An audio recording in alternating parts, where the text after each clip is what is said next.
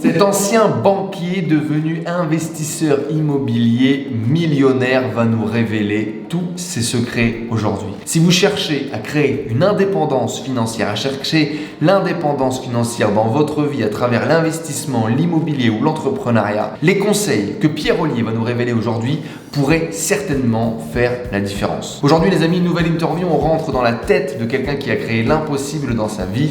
Et lui, son impossible, c'était de devenir millionnaire à travers l'investissement, à travers l'enrichissement. Et il va nous partager aujourd'hui dans cette interview toutes les clés qu'il a utilisées sur son chemin pour y parvenir. C'est un vrai plaisir de vous partager ma conversation avec Pierre Ollier, que vous connaissez peut-être déjà avec YouTube, avec ses passages médias. C'est aujourd'hui quelqu'un qui a une énorme audience. Je suis très heureux de l'accueillir sur la chaîne et de vous partager toutes ces clés. C'est parti pour mon interview avec Pierre Ollier. Laissez un maximum de likes juste en dessous.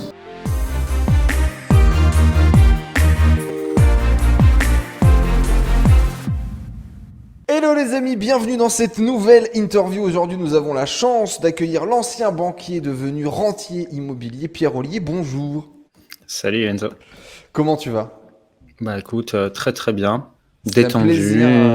T'es à la cool. On se met à l'aise. Là, tu vois, là, je suis au Panama en ce moment. Ouais, Il fait beau, pas de lockdown. Non, on est très très bien.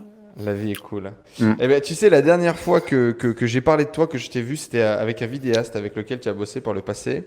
Et il me parlait de ce shooting où tu t'étais fait kiffer, tu t'étais payé une Mercedes du même style que James Bond dans le film. Et tu t'étais fait un vrai kiff en roulant sur des petites routes comme ça, des petits sentiers. Alors, c'était pas une Mercedes. Ok, je cherchais une Mercedes. Alors, c'est pas une tu Merco? te trompes. Ah non, c'était une Jaguar type E. Attention, parce que là, si t'as des puristes, on parlait de voitures de collection. On va se faire tirer dessus dans les commentaires. Ah ouais. On va se faire Non, tirer là, dessus. tu me parles de Mercedes, le truc bourrin, Instagram. Non, c'était sur un truc de collection. C'était plus d'élégance, plus de classe, Ouais, qui te caractérise d'ailleurs. On était plus Sean Connery que le nouveau James Bond, tu vois.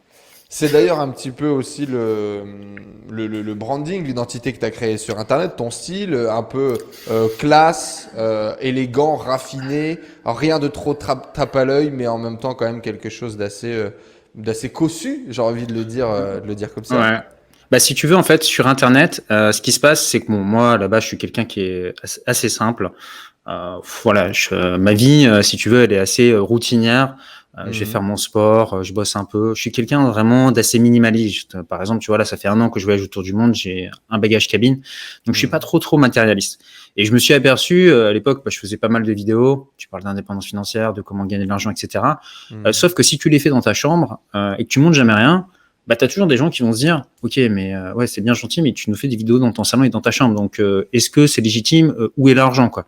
Donc, de temps en temps, voilà, c'est vrai que je vais un petit peu chercher à attirer l'attention des gens, par exemple sur des vignettes YouTube ou de temps en temps en faisant quelques lancements où ce que j'appelle je déballe la calorie, tu vois, où tu montres un petit peu que t'en as un petit peu sous le pied, mais très vite j'explique aux gens attention, ne tombez pas dans ce piège. Ça, c'était pour vous faire cliquer. Maintenant que vous êtes là, parlons sérieux. Maintenant que vous êtes là, je vais vous expliquer que la méthodologie, on ne devient pas riche rapidement, on ne devient pas riche facilement.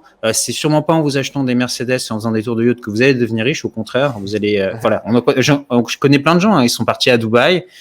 Ils ont commencé à un petit peu gagner leur vie avec un business en ligne. Et puis, voilà, style de vie, beau appart, je loue une voiture en leasing, etc. Je me fais un bel Instagram et puis ils sont partis une main devant, une main derrière, tu vois. Donc, c'est quand même dommage. Tu viens d'une autre génération, tu es un petit peu plus vieux que toute cette génération justement un peu flambeur, que ce soit dans l'e-commerce ou dans l'infoprenariat. J'ai l'impression que tu es arrivé déjà un peu plus mature, avec déjà un peu avoir roulé ta bosse, tu as connu peut-être un petit peu plus le salariat aussi, ce qui t'a peut-être permis aussi d'éviter toutes ces conneries-là, peut-être une autre vision, peut-être plus d'expérience. En fait, moi j'étais salarié, j'étais banquier, j'étais en fait cadre chez Barclays pendant plusieurs années. Donc quand tu es à Paris, que tu as un salaire même de cadre, tu roules pas sur l'or. Et moi, à cette époque, mon but, c'était pas de claquer mon argent. Mon but, c'était de justement sortir du salariat.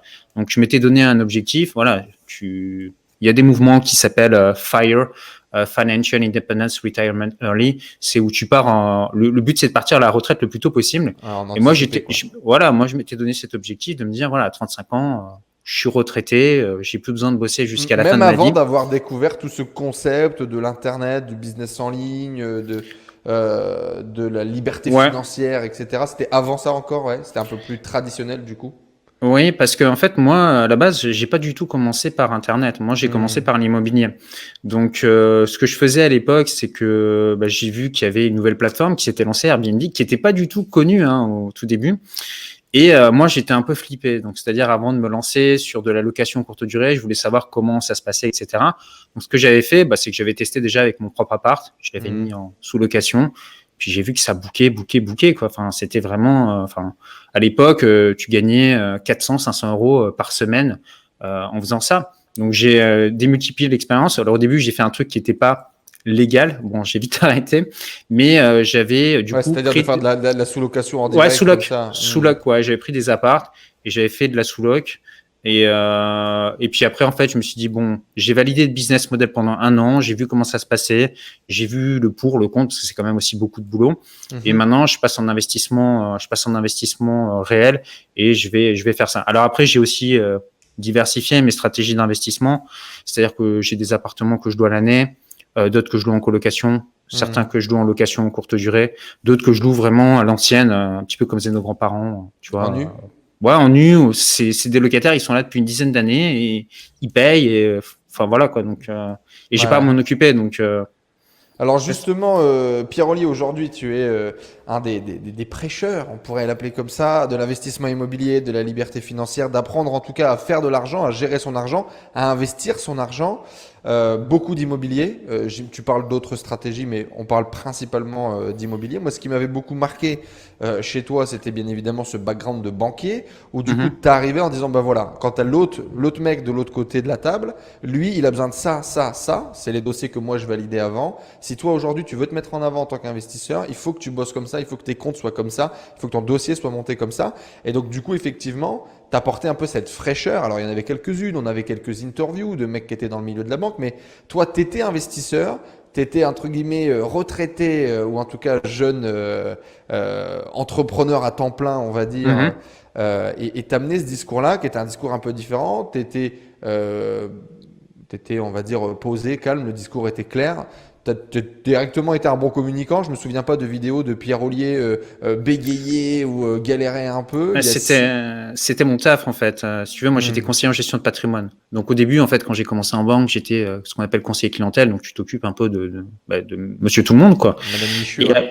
voilà. Et après, quand tu as des bons résultats parce que tu closes, tu fais des ventes, il faut savoir que le métier de banquier à la base, c'est un métier de commercial. Donc c'est comprendre les Hmm. problèmes qu'a ton client. Et puis tu sais, les gens sont très réticents. C'est-à-dire que quelqu'un qui vient te voir en banque pour, comme, entre guillemets, commercialiser un produit, c'est les gens parmi les plus méfiants parce que les banques ont plus mauvaise réputation. Donc les gens qui arrivent, si tu veux, à faire des ventes avec des bons commerciaux et à fidéliser les clients, pas tu fais une vente qui pète un mois plus tard, Hmm. généralement, après, ils déplacent sur des clients un petit peu plus haut segment. Et très rapidement, Hmm. en fait, moi, je suis passé conseiller en gestion de patrimoine, ce qui fait que je m'occupais de personnes qui avaient voilà, c'est soit des personnes qui gagnaient 5 000 à 10 000 euros par mois, soit des personnes qui avaient peut-être un demi-million d'euros en stock. Et Ouais. ces personnes-là, tu peux pas leur mettre en fait un rigolo en face d'elles. Et c'est des personnes qui sont extrêmement exigeantes et qui vont avoir beaucoup de questions. Donc, il faut avoir un discours commercial rodé.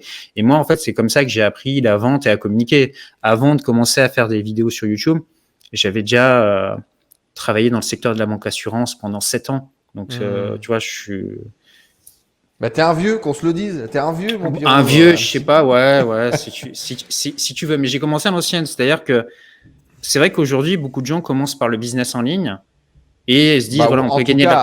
arrive avec un CV vierge, ouais, beaucoup. Voilà, alors que si tu veux, le fait d'avoir fait ses armes sur le terrain, c'est-à-dire tu as été Hmm. salarié, tu as été commercial, tu sais ce que c'est que pas forcément avoir beaucoup d'argent devant toi, tu fais des Hmm. investissements qui pour toi sont extrêmement risqués, parce que quand tu vas investir dans l'immobilier et que tu es salarié, quelque part, tu prends un gros crédit, 100 000, 150 000 euros.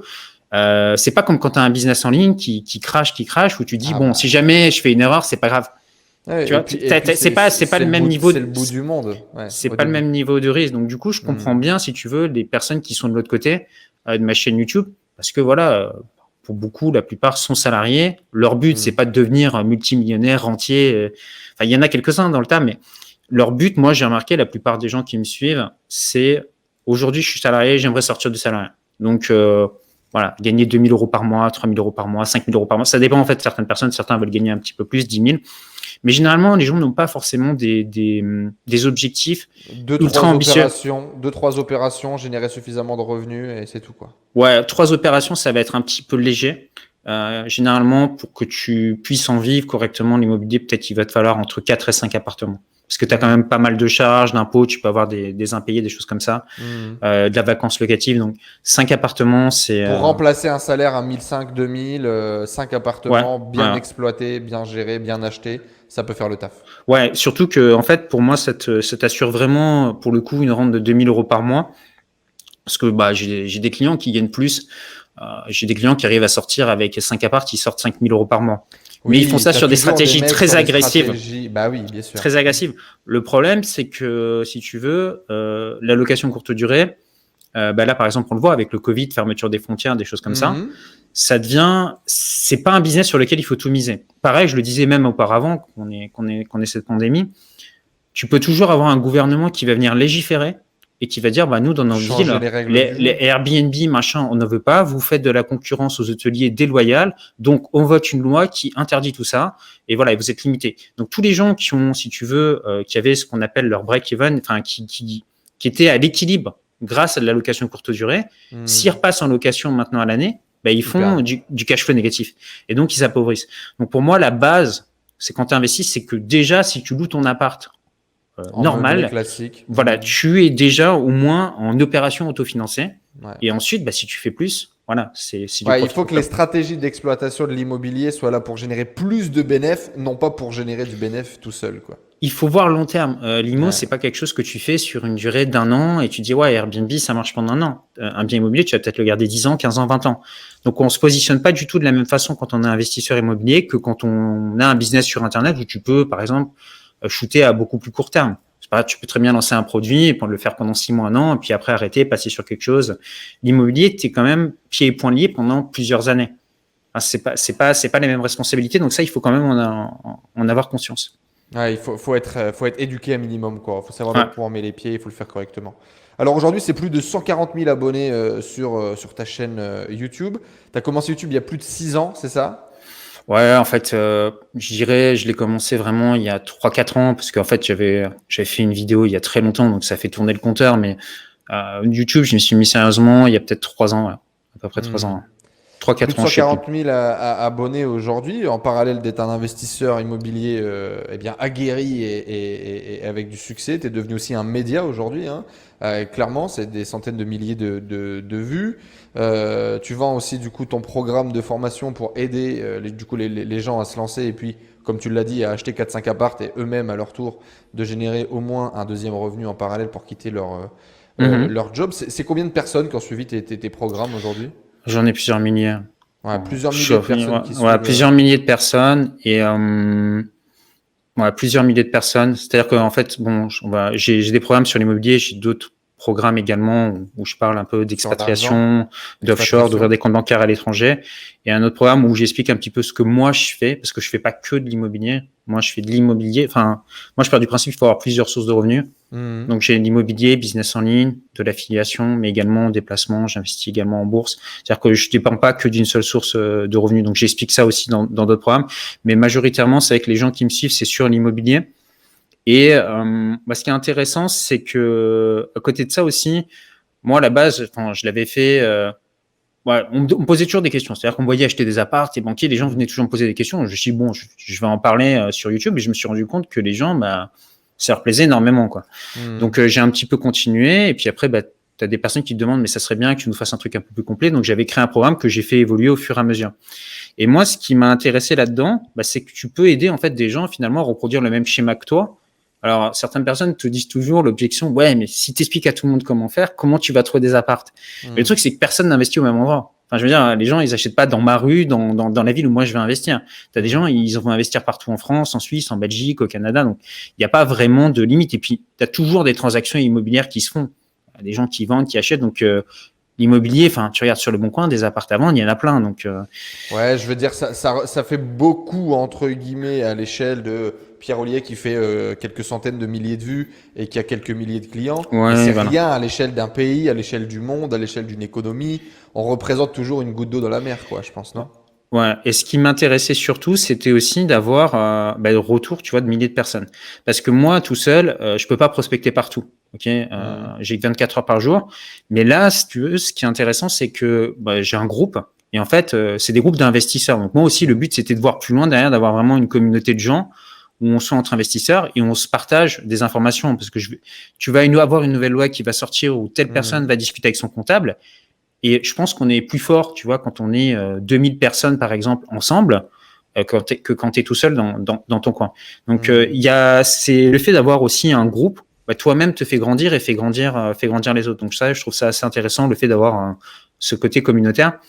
Et toi, tu dois un petit peu le ressentir également avec ta chaîne YouTube. Ça te permet d'accéder également à des personnes auxquelles tu n'aurais pas pu parler auparavant. Aujourd'hui, Complètement. si je veux parler, je sais pas, moi, un patron, un directeur de banque ou si je veux parler à quelqu'un qui est millionnaire ou, enfin voilà, ils vont me recevoir. Ça te donne aussi une carte de visite, donc c'est assez intéressant. Ouais, complètement. Alors justement, on en reparlera de tout ça, du coup, de ce développement de ton pan plutôt entrepreneurial après le pan investisseur. Mais avant d'être devenu cet homme d'affaires riche, beau et célèbre, raconte-nous un petit peu. T'étais quel genre d'enfant, toi, Pierre, quand t'as grandi? Euh, Moi, j'étais plutôt calme en fait. C'est-à-dire que quand j'étais gamin, En même temps, tu m'aurais euh, dit que t'étais hyperactif, j'aurais pas trouvé. ouais, non, non, mais après, en fait, si tu veux, je suis ce qu'on appelle un faux calme. Un faux C'est-à-dire que quand calme. tu me vois, je suis calme, mais à l'intérieur, tu vois, je suis quand même assez nerveux. Mais c'est Hmm. de l'énergie que je contrôle, que j'arrive à canaliser. J'ai beaucoup d'énergie, mais je la canalise. Donc, c'est ce qui me donne, en fait, une certaine force et une certaine rigueur. Mais quand j'étais petit, en fait, j'ai toujours été tranquille comme gamin. Je faisais pas de Hmm. bruit. C'est-à-dire que quand j'avais 3-4 ans, en fait, on m'appelait, je répondais pas. Parce que moi, en fait, j'étais en train de jouer, tu vois, j'étais en train de faire mes trucs. Et je me souviens que, voilà, c'était... on m'appelait, voilà, j'étais occupé, donc je faisais ma vie, quoi. J'étais en mode tranquille. Et je suis toujours comme ça, en fait, maintenant. C'est-à-dire que j'aime pas ce qu'on me dise, ce que je dois faire. Je supporte pas qu'on me dise des ordres, qu'on me donne des ordres. J'aime pas Hmm. qu'on me mette des restrictions. Par exemple, là, en ce moment, là, les restrictions, t'as pas le droit de sortir de chez toi. Pour moi, c'est hors de question. Personne me dit ce que je dois faire, donc je fais ce que Hmm. je veux, quoi. Donc j'étais, ouais, un gamin plutôt tranquille. Et j'étais dans une famille de pieds noirs. Donc je sais pas si tu sais à quoi ça ressemble une famille de pieds noirs, mais c'est je sais pas, c'est un peu un mix entre les Italiens du Sud, tu vois. Enfin, ça parle beaucoup, ça parle très fort et tout. Et donc, j'étais dans une famille où tout le monde parlait en même temps. Et moi, je suis quelqu'un Hmm. qui parle pas fort, quoi. Donc, en fait, j'ai jamais pu parler pendant mon enfance parce que tout le monde en fait gueulait à table. Mais dans ma tête, Une fratrie, du coup, des frères, des sœurs. c'était le patriarche. Tu avais le grand-père, la grand-mère, donc qui D'accord, vous vivez en parlait, famille, voilà. quoi. Voilà, Ouais. c'était un peu famille du Sud. Et on se voyait beaucoup avec les cousins, avec la famille, etc. Et de l'autre côté, du côté de ma mère, j'avais une famille beaucoup plus calme, beaucoup plus posée. Et d'ailleurs, je Hmm. me suis dit, en fait, moi, je viens de cette famille-là parce qu'en fait, Tu je es plus de réfléchis, cette partie-là, quoi. ouais, j'ai réfléchi avant d'agir, en fait. Je suis pas Hmm. en mode impulsif, etc. Donc, Et du coup, on va dire l'argent, le mindset de l'entrepreneuriat à la maison, c'est comment? Est-ce que tu grandis avec euh, plutôt d'argent, avec pas trop d'argent? Est-ce que c'est plutôt travail dur, la vie est dure? C'est comment? alors, mes parents sont profs. Hmm. Donc, mes parents, c'était boss à l'école, faut que tu aies des bonnes notes. Enfin, fallait surtout pas. Mon père était extrêmement sévère. En gros, Hmm. fallait surtout pas que je ramène une mauvaise note ou que je me prenne un carnet sur mode correspondance, sinon je m'en prenais deux à la maison, quoi. C'était la Donc fin du monde. j'ai été élevé à la dure. Niveau argent, en fait, j'en ai pas manqué. Mais Hmm. mes parents, en fait, m'ont toujours poussé à me débrouiller tout seul. C'est-à-dire, ils m'ont dit, tu veux un truc, en gros, tu te le payes. Tu veux t'inscrire, tu le fais tout seul. Tu veux partir en voyage, et tu te débrouilles. C'est-à-dire qu'ils m'ont toujours laissé en mode débrouillard. Ce qui fait que, en fait, je n'ai eu aucun assistanat de la part de mes parents, ce qui m'a permis, en fait, de débrouillards très jeunes. Et du coup, tes profs, tes parents, ils sont profs à la fac ou plutôt profs de lycée? Ma mère était instite, mon père est prof dans tout ce qui est bâtiment, en fait, il t'apprend à construire des Ok, immeubles, des donc choses comme ça. et puis malheureusement, on va pas se mentir, en France, un prof est là pour éduquer la future génération, ils sont loin d'être très bien payés. Donc tu devais effectivement faire partie d'une classe moyenne bien à l'aise, mais en même temps, on n'est pas non plus, on roule pas sur l'or, quoi. Ouais, mais après, il y avait un côté, c'est que mon père, il a un très bon sens financier. C'est-à-dire que mon père, par Mhm. exemple, savait ce que c'était que des intérêts composés. Il savait comment qu'on pouvait gagner de l'argent avec de l'immobilier. C'est-à-dire Ok, il qu'aujourd'hui, était si tu déjà veux, éduqué un petit peu à tout ouais, ça. c'est-à-dire que c'est pas quelqu'un qui a peur de l'argent, et c'est quelqu'un en fait, mon père, il est né en Algérie. Enfin, c'est un Français, mais qui est né en Algérie à l'époque où l'Algérie était française. Puis après, si Mhm. tu veux, l'Algérie est devenue indépendante. Donc, mais mon grand-père, lui, il avait une entreprise là-bas. Et puis après, c'était rentrer chez vous, faire mes bagages. Et en fait, ils sont repartis une main devant, une main derrière. Donc, si Mhm. tu veux, dans son état d'esprit, c'est quelqu'un qui est parti de zéro. Qui est reparti de zéro. Il avait quelque chose, et puis il est reparti de zéro. Donc, ça lui fait pas peur, si tu veux, de se lancer dans des nouveaux projets ou quoi que ce soit. Il est assez vacciné. Donc, Il va te le transmettre ça, tu crois, d'une ouais, façon ou d'une ouais, autre? il me l'a transmis. Et mon grand-père était entrepreneur, c'est-à-dire qu'il avait, à 20 ans, il avait une entreprise d'ébénisterie. Il avait 20 ans Mhm. et il avait une vingtaine de salariés. Donc, c'était un des premiers à faire de la publicité, etc. Et mon grand-père, il m'a pas mal inspiré. Je sais pas, c'est quelqu'un qui était, comment dire, assez très bon communicant. Mhm. En fait, en gros, il ouvrait la bouche, il était fascinant, quoi. Tout le monde s'arrêtait, tout le monde l'écoutait, quoi. Ok. C'était impressionnant. Ouais, j'ai jamais Et vu ça ça, t'a quoi. impacté vers quel âge? Vers quel âge, toi, tu te souviens que ça va commencer à t'impacter, ça? Hum, Bah, tout petit, hein, dès l'âge de 5-6 ans. Dès l'âge de Mhm. 5-6 ans. Mais à cette époque-là, moi, ça m'intéressait pas, l'argent. Je m'y suis intéressé relativement tard, en fait. Tout ce qui était Ok. finance. euh, Et donc tu vas justement suivre le playbook de l'enfant sage, fils d'un stit. Tu vas être sage, tu vas bien travailler à l'école, tu vas avancer un petit peu comme ça, lycée jusqu'à la fac. Comment ça va se passer? Moi, j'ai plutôt toujours été un bon élève. J'étais jusqu'en licence de mathématiques, économie, avec mention bien. Mhm. Après, l'école me saoulait un petit peu, j'avais envie de bosser, donc je me suis lancé à l'époque dans la banque, quoi. J'avais envie Ouais, avec une d'apprendre. licence, tu rentres en tant que conseiller et puis tu as de quoi pouvoir grimper tranquillement en interne après. Voilà. Et en fait, ce qui s'est passé, c'est quand je suis arrivé dans le salariat, j'ai eu un choc. C'est-à-dire qu'au bout de 2 jours, il y a eu une espèce de réunion. Et en fait, quand j'ai vu le niveau de focus, je sais pas comment on va dire, ouais, mais de niveau de focus, d'hypocrisie qui régnait, je me suis Ouais. dit, mais attends, les gens sont en train de jouer un rôle. Il y a rien de sincère, il y a rien d'honnête, c'est malsain, c'est putassier. J'ai dit, c'est pas pour moi. Il faut que Ça, je me sorte de ça. Et je me ça souviens, en va te fait, choquer à ce point-là? Pourquoi? Tu avais des ouais, collègues particulièrement. non, mais c'était vicieux, quoi. Enfin, si tu veux, dans le monde de la banque, attends, j'ai pas mal de lumière, donc je vais la baisser un peu. Voilà. Si tu veux, dans le monde de la banque, c'est très hypocrite, quoi. C'est Hmm. Les gens jouent un rôle, et ça, en fait, ça me choque aujourd'hui. Bon, maintenant, ça fait un petit moment que je suis expatrié, mais ça me choque, si tu veux, à chaque fois que je reviens en France, j'ai l'impression que les gens jouent une partition, mais ils sont pas vraiment eux-mêmes. Moi, par exemple, Hmm. si tu me vois dans mes vidéos, tu me rencontres dans la vraie vie, bah, les gens, ils sont pas choqués. Enfin, je suis comme je suis. Mais il y a Hmm. des gens, et surtout dans le monde du salariat, tu sens que c'est pas comme ça qu'ils sont quand ils sont à la maison. Et ça, en fait, ça me plaisait pas. Moi, j'aime bien le côté transparent, Finalement, assez direct, assez honnête. Ouais. la banque, la banque reprend directement ce carcan un peu de la société, grimper les échelons, respecter la hiérarchie, respecter les règles. Donc effectivement, il y a un microcosme sur les bonnes valeurs de notre société dans la banque, non? Ouais, mais c'est en fait moi ce qui m'a choqué quand je suis rentré en banque, je vais te le dire, c'était ils en ont rien à foutre en fait des clients, quoi. Ok. C'était en gros, ça les dérange pas de fumer une mamie, quoi. Et moi, en fait, c'était pas Ouais. possible. Tu vois, par exemple, on m'a demandé de faire des trucs en banque, de vendre des crédits revolving à des gens qui avaient pas une thune. J'ai toujours refusé. Et j'étais pas apprécié c'est-à-dire que je faisais beaucoup de chiffres, mais je me refusais en fait de vendre des produits de merde aux gens. C'était pas possible. Hmm. C'était contre moi. Et donc, je me suis souvent embrouillé. Ce qui fait qu'à la fin, on me laissait tranquille. Et moi, quand j'étais en banque, je leur disais, ben, voilà, le chiffre de ton agence, c'est moi qui vais te le faire, mais viens pas me saouler après Avec tes produits à la Ouais, con. avec tes produits, voilà. Je les refourguerai pas, tu as d'autres personnes qui les feront, mais moi, je peux pas me regarder dans la glace en refourguant ça à quelqu'un. Donc après, c'est toi qui vois, quoi. Et je pense que, tu sais, les clients, même, sur le long terme, ils te remerciaient de pas les avoir enfumés. Et derrière, ce qui te permettait aussi de faire des plus gros deals. Donc, Ouais, de créer une vraie relation en tout cas. ouais, d'apporter de la valeur pour ton client, pas faire de la vente produit, mais vraiment plus proposer quelque chose qui est adapté aux personnes. Et aujourd'hui, c'est toujours ce que je fais dans mon business. Des fois, j'ai des gens, ils me disent, ouais, machin, j'aimerais acheter ton programme, je suis trop chaud, etc. Et je lui demande, bah, c'est quoi ta situation? Il me dit, je suis chômeur. Je dis, non, bah, je suis désolé, je peux pas te commercialiser mon programme. C'est pas adapté pour toi. Il faut d'abord que tu retrouves un CDI, sinon tu pourras pas emprunter.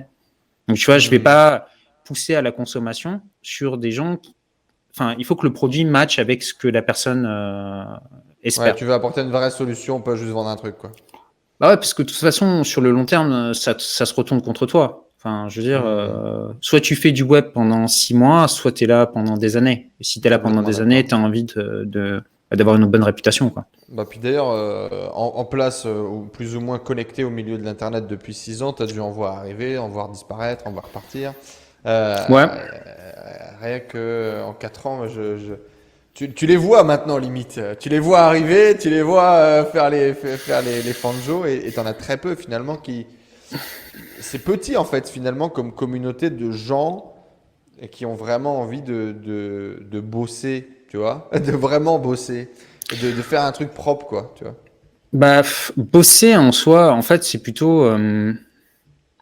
Je sais pas s'ils ont pas envie de bosser, mais en fait, dans l'idée, c'est bien de gagner de l'argent. Tous les mecs qui sont sur le web sont là, évidemment, pour gagner de l'argent. Enfin, mais comme quand, ça serait hypocrite de dire le contraire, mais c'est comme quelqu'un qui est salarié, il va te dire, ouais, enfin, t'es là pour gagner de l'argent. Mais est-ce que quand t'es salarié ou est-ce que t'es entrepreneur, bah, t'es juste là pour gagner de l'argent et tu fais un truc one shot et puis tu disparais ou est-ce que tu crées une relation avec tes clients, quoi? Est-ce que tu les aides?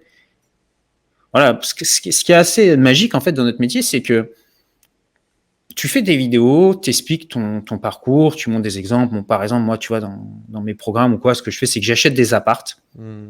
Ok, donc je signe chez le notaire, donc je filme, tu vois, je suis avec ma petite caméra, je filme, je montre le contrat de bail. Ensuite, je vais chez le banquier, je montre mon offre de prêt, comment je l'ai eu, etc. Ensuite, l'appart, tu vois, le truc tout pourri. Donc, je filme tout ça et mes artisans arrivent et ils cassent tout dans l'appart, ils le détruisent. Donc déjà, les gens, ça leur fait un choc. Waouh, appartement détruit. On reconstruit tout, on met tout à neuf. Je fais des belles photos, je mets en ligne. Je mets ça sur les plateformes Booking, Airbnb, et ensuite je monte les comptes bancaires. Et tu vois, en fait, je monte tout le processus. Et en fait, moi, bon, ça me paraît logique, si tu veux, c'est-à-dire que pour moi-même, c'est ce que je fais. C'est-à-dire que quand je veux faire quelque chose, j'aime bien m'écrire des processus. Étape 1, je fais ça, étape 2, je fais ça. Comme ça, la prochaine fois que j'ai à le faire, bah, j'ai juste à relire mon process. Donc, c'est ce que je faisais déjà pour moi. Et en fait, je me suis rendu compte que dans la tête des gens, ça leur vrillait vraiment le cerveau. C'est-à-dire qu'ils disaient, waouh, ah ouais, en fait, en faisant ça, je me suis rendu compte que ça avait enlevé chez eux une angoisse profonde. Parce que théoriser l'immobilier, investir dans l'immobilier, gagner de l'argent, beaucoup de gens veulent le faire. Mais ce qui se passe, c'est que quand tu le fais, ben, tu as un truc qui te bloque, ce sont les émotions. Tu es bloqué. Il faut signer un chèque. C'est pas parce que tu sais faire quelque chose en théorie dans ta tête que tu le sais faire manuellement. Tu sais écrire de la main droite. Donc en théorie, tu sais le faire. Maintenant, si je te mets un stylo dans la main gauche, tu sais pas forcément le faire. Pourquoi? Parce que ton corps n'a pas appris. T'as pas créé le mécanisme. T'as pas créé le mécanisme, t'as pas créé les neurones pour le faire avec ta main gauche. Donc si tu dois le faire, tu vas pas te sentir à l'aise. Mais en fait, dans l'immobilier, c'est pareil. Et je me suis rendu compte qu'en faisant ces vidéos, en montrant aux gens étape par étape comment faire, bah, que ça a enlevé toute cette angoisse, ça a enlevé toute cette peur de l'inconnu. Et du coup, les gens se disaient, OK, maintenant j'ai un chemin, je sais comment faire. Et ils ont plus qu'à un petit peu à recopier la méthode. Et puis, bah, ça fonctionne pour eux. Et le fait d'avoir aussi, tu vois, un groupe privé, bah, en fait, je les challenge parce que si tu veux, quand tu es dans un groupe où tu as plusieurs milliers de personnes, bah, tous les 2 jours, tu as un mec qui achète un appart. Il le poste sur le groupe. Donc, il dit, voilà, j'ai acheté un appart et tout. Ouais, l'autre qui va dire, ouais, j'ai encaissé tant de loyer. Et toi, tu es dans le programme, tu n'as rien fait encore. Tu fais que suivre, tu es en mode théorie. Bah, les autres, ils challenge. Attends, tu te dis, attends, les autres, ils ont le même programme que moi. Ils se bougent et moi, je fais rien. Donc, tu sais, t'as envie de te mettre au niveau. Il faut prendre le train en marche. Et volontairement, je mets le niveau assez élevé parce que comme ça, au moins, les gars vont, allez, tu vois, tout le monde va pas en acheter 10, mais au moins, ils vont en acheter 1 ou 2.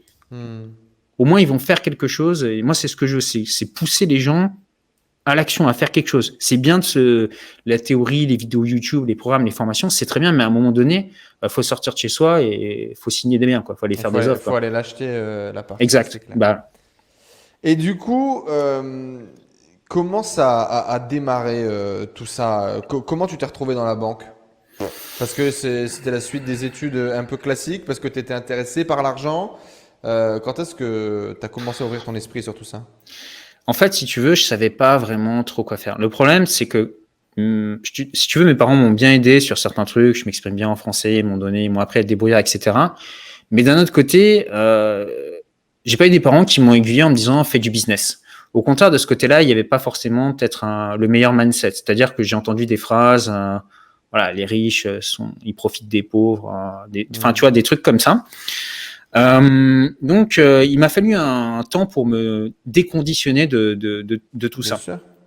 Ta question, c'était parce que Du coup, avant de parler de ce déconditionnement, c'est la banque. Est-ce que c'était une décision suite aux études parce que c'était un truc plus ou moins plan-plan, tranquille avec une vision? Ou est-ce que tu as déjà une vision de l'argent à ce moment-là? non, pas une vision de l'argent, mais je me suis dit ça me permettra de comprendre un petit peu comment fonctionnent les mécanismes. Enfin, j'ai bien compris que si en banque, c'est là où tu fais tous tes placements financiers, c'est là où tu as accès en fait à tous les relevés de compte. Donc j'avais bien compris que j'allais apprendre comment fonctionnait l'argent. Mais en T'es fait, intéressé à ce moment-là par l'argent? Tu commences par à l'argent, développer mais une passion, mais une plus, curiosité, quelque mais chose? en fait par l'argent, mais plus par le côté un petit peu épargne, finance personnelle, plus que par le business. Ok. J'avais pas encore à cette époque la notion de on peut gagner de l'argent en faisant du business ou tu vois des mécanismes tels que l'effet de levier, etc. C'était pas encore des choses que je maîtrisais à l'époque. Mais ça m'a donné énormément de culture parce que si tu veux, j'ai vu des milliers de comptes bancaires. C'est-à-dire qu'en Bien fait, sûr. moi j'ai dans ma tête un échantillon de milliers de personnes et je vois ce qu'elles dépensent tous les mois. Je vois comment elles investissent leur argent tous les mois. J'ai vu des milliers de PEA d'investisseurs. Donc, le PEA, c'est là où tu places ton argent en bourse, en France ou de compte titres. Donc, je vois à peu près où les gens dépensent leur argent. Et si tu veux, le fait d'avoir ces données, bah, ça me permet quand même de bien comprendre la psychologie humaine. Parce que tu as ce que tu dois faire avec ton argent et il y a ce que tu fais. Et généralement, c'est pas la même chose. La pire anecdote, c'est bon, t'es sous NDA, donne pas de nom. La pire anecdote d'un client ou, je sais pas, un mec qui perd énormément d'argent ou un mec qui sait pas du tout gérer son argent. Genre, moi, j'ai rencontré des types, ils gagnaient 10 000 euros par mois, ils en dépensaient 12, ils s'en rendaient pas compte. Des conneries comme Ouais. ça, des aberrations que tu as pu rencontrer, toi, dans le milieu, quand tu étais Alors, conseiller? Des anecdotes. Je vais te donner deux anecdotes. Vas-y. Je vais t'en donner une anecdote client et puis je vais te donner une anecdote avec mon directeur d'agence. Moi, en fait, j'étais le mec en banque. Si tu vas en banque, tu as toujours un gars qui débarque dans la journée, il est pas content. Ouais. Il gueule, moi, j'ai appelé au centre, machin, ma carte, qu'est-ce que c'est que ces frais, tout ça. Enfin, tu as toujours, en fait, une personne qui arrive qui est mécontente, ce qui est un peu normal. C'est des organismes corporate. Tu as appelé au téléphone, tu as P3, tu as eu Martine au téléphone, elle n'a pas résolu ton problème, on t'explique que c'est mort pour toi. Enfin, donc là, le mec arrive, il est monté en pression. Bah moi, en fait, j'étais un peu dans l'agence le spécialiste de OK, envoie-le-moi. Donc, j'avais ma technique, c'est-à-dire que le client, en fait, arrivait dans mon bureau et j'appliquais, en fait, la technique du vidage de sac. C'est-à-dire que pendant 10, 20 minutes, il te raconte tous ses mal. Tu l'écoutes, oui, machin, et tu reformules. Alors, tu reformules de façon polie, parce que lui, il va dire, ouais, machin, ouais, c'était vraiment un truc de merde et tout. Donc, tu reformules élégamment. Voilà, donc si j'ai bien compris, vous avez rencontré une difficulté au niveau de notre support client, c'est bien ça. Et le but, c'est d'emmaganiser, d'avoir des oui physiologiques de ton client. Oui, c'est ça.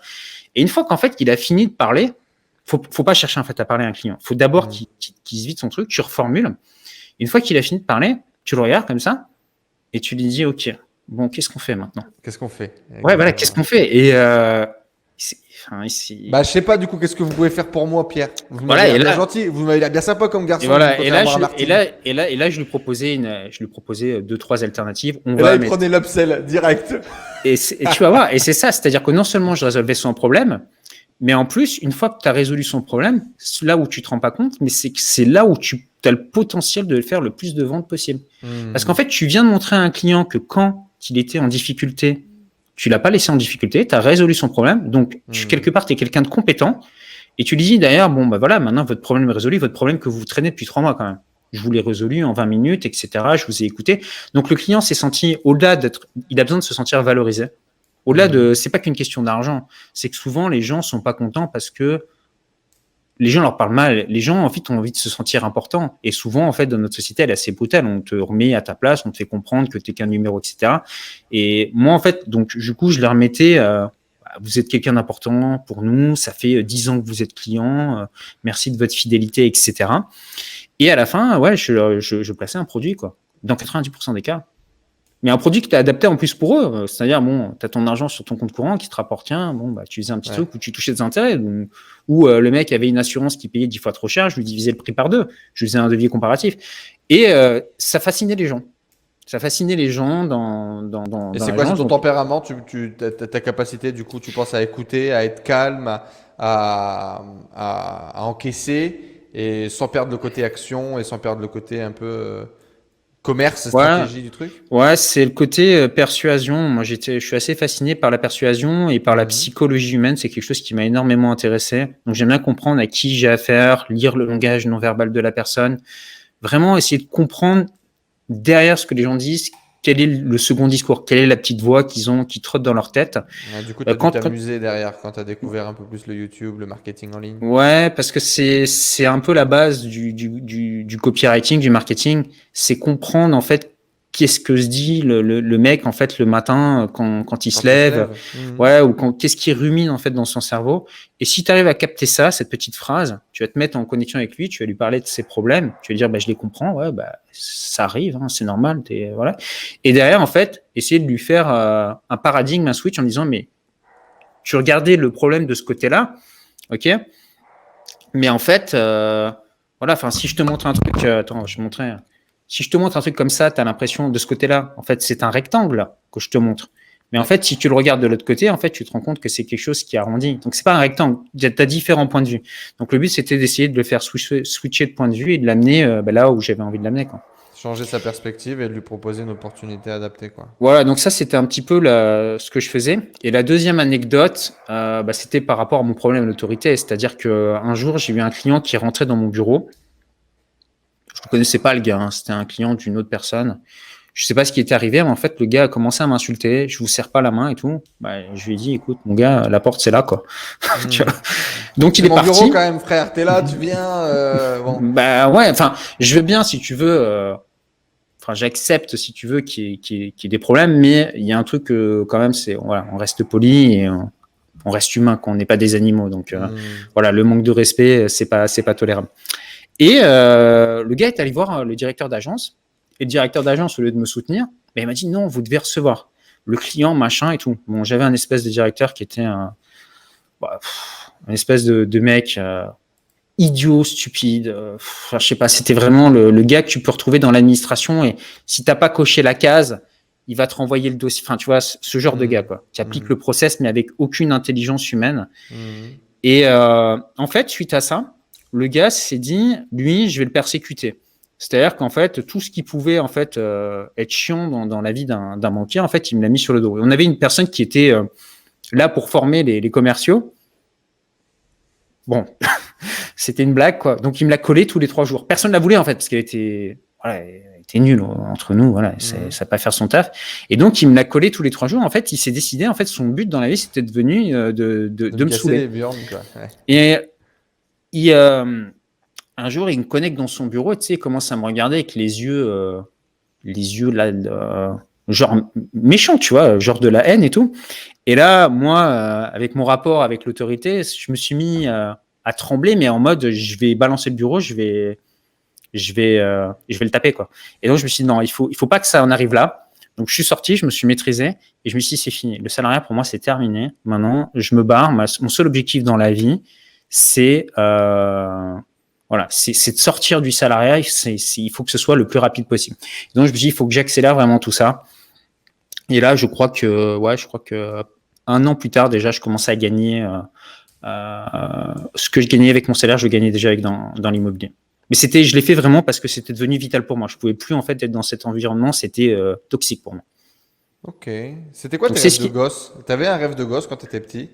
Un rêve de métier, un rêve de vie, une idée un peu absurde quand on est gamin d'une vie imaginaire? Pas spécialement. Non. Non. Pas de, pas d'ambition. C'est quand tes premières ambitions professionnelles? Quand est-ce que tu vas les poser? Tu sais, ou parfois au collège, au lycée, on commence à avoir des idées de métier, de trucs, de machin. Mais en fait, moi, ça m'est arrivé par hasard, en fait. Moi, en fait, c'est un accident. En fait, un peu tout ce qui m'est arrivé, c'est un peu un accident. Premier bien immo, premier loyer que j'ai touché, c'était un peu un accident. C'était à la base, je cherchais à me loger. Bon, les apparts étaient super chers. Et j'avais trouvé un logement où il y avait un appart en dessous. Et l'appart était loué. Mais moi, je voulais pas acheter un truc loué, quoi. Enfin, tu vois, il n'y avait pas d'investisseur immobilier dans ma famille, etc. Et puis, j'avais discuté avec une personne, elle m'a dit, mais tu sais, cet appart va te payer la moitié, plus de la moitié de ton crédit. Donc, tu vas te loger, en fait, dans une maison pour le prix d'un studio. Et bon, j'ai dit, ouais, ok, effectivement, ça tient, c'est cohérent. T'étais banquier à l'époque, du coup, hein. Non, c'était avant.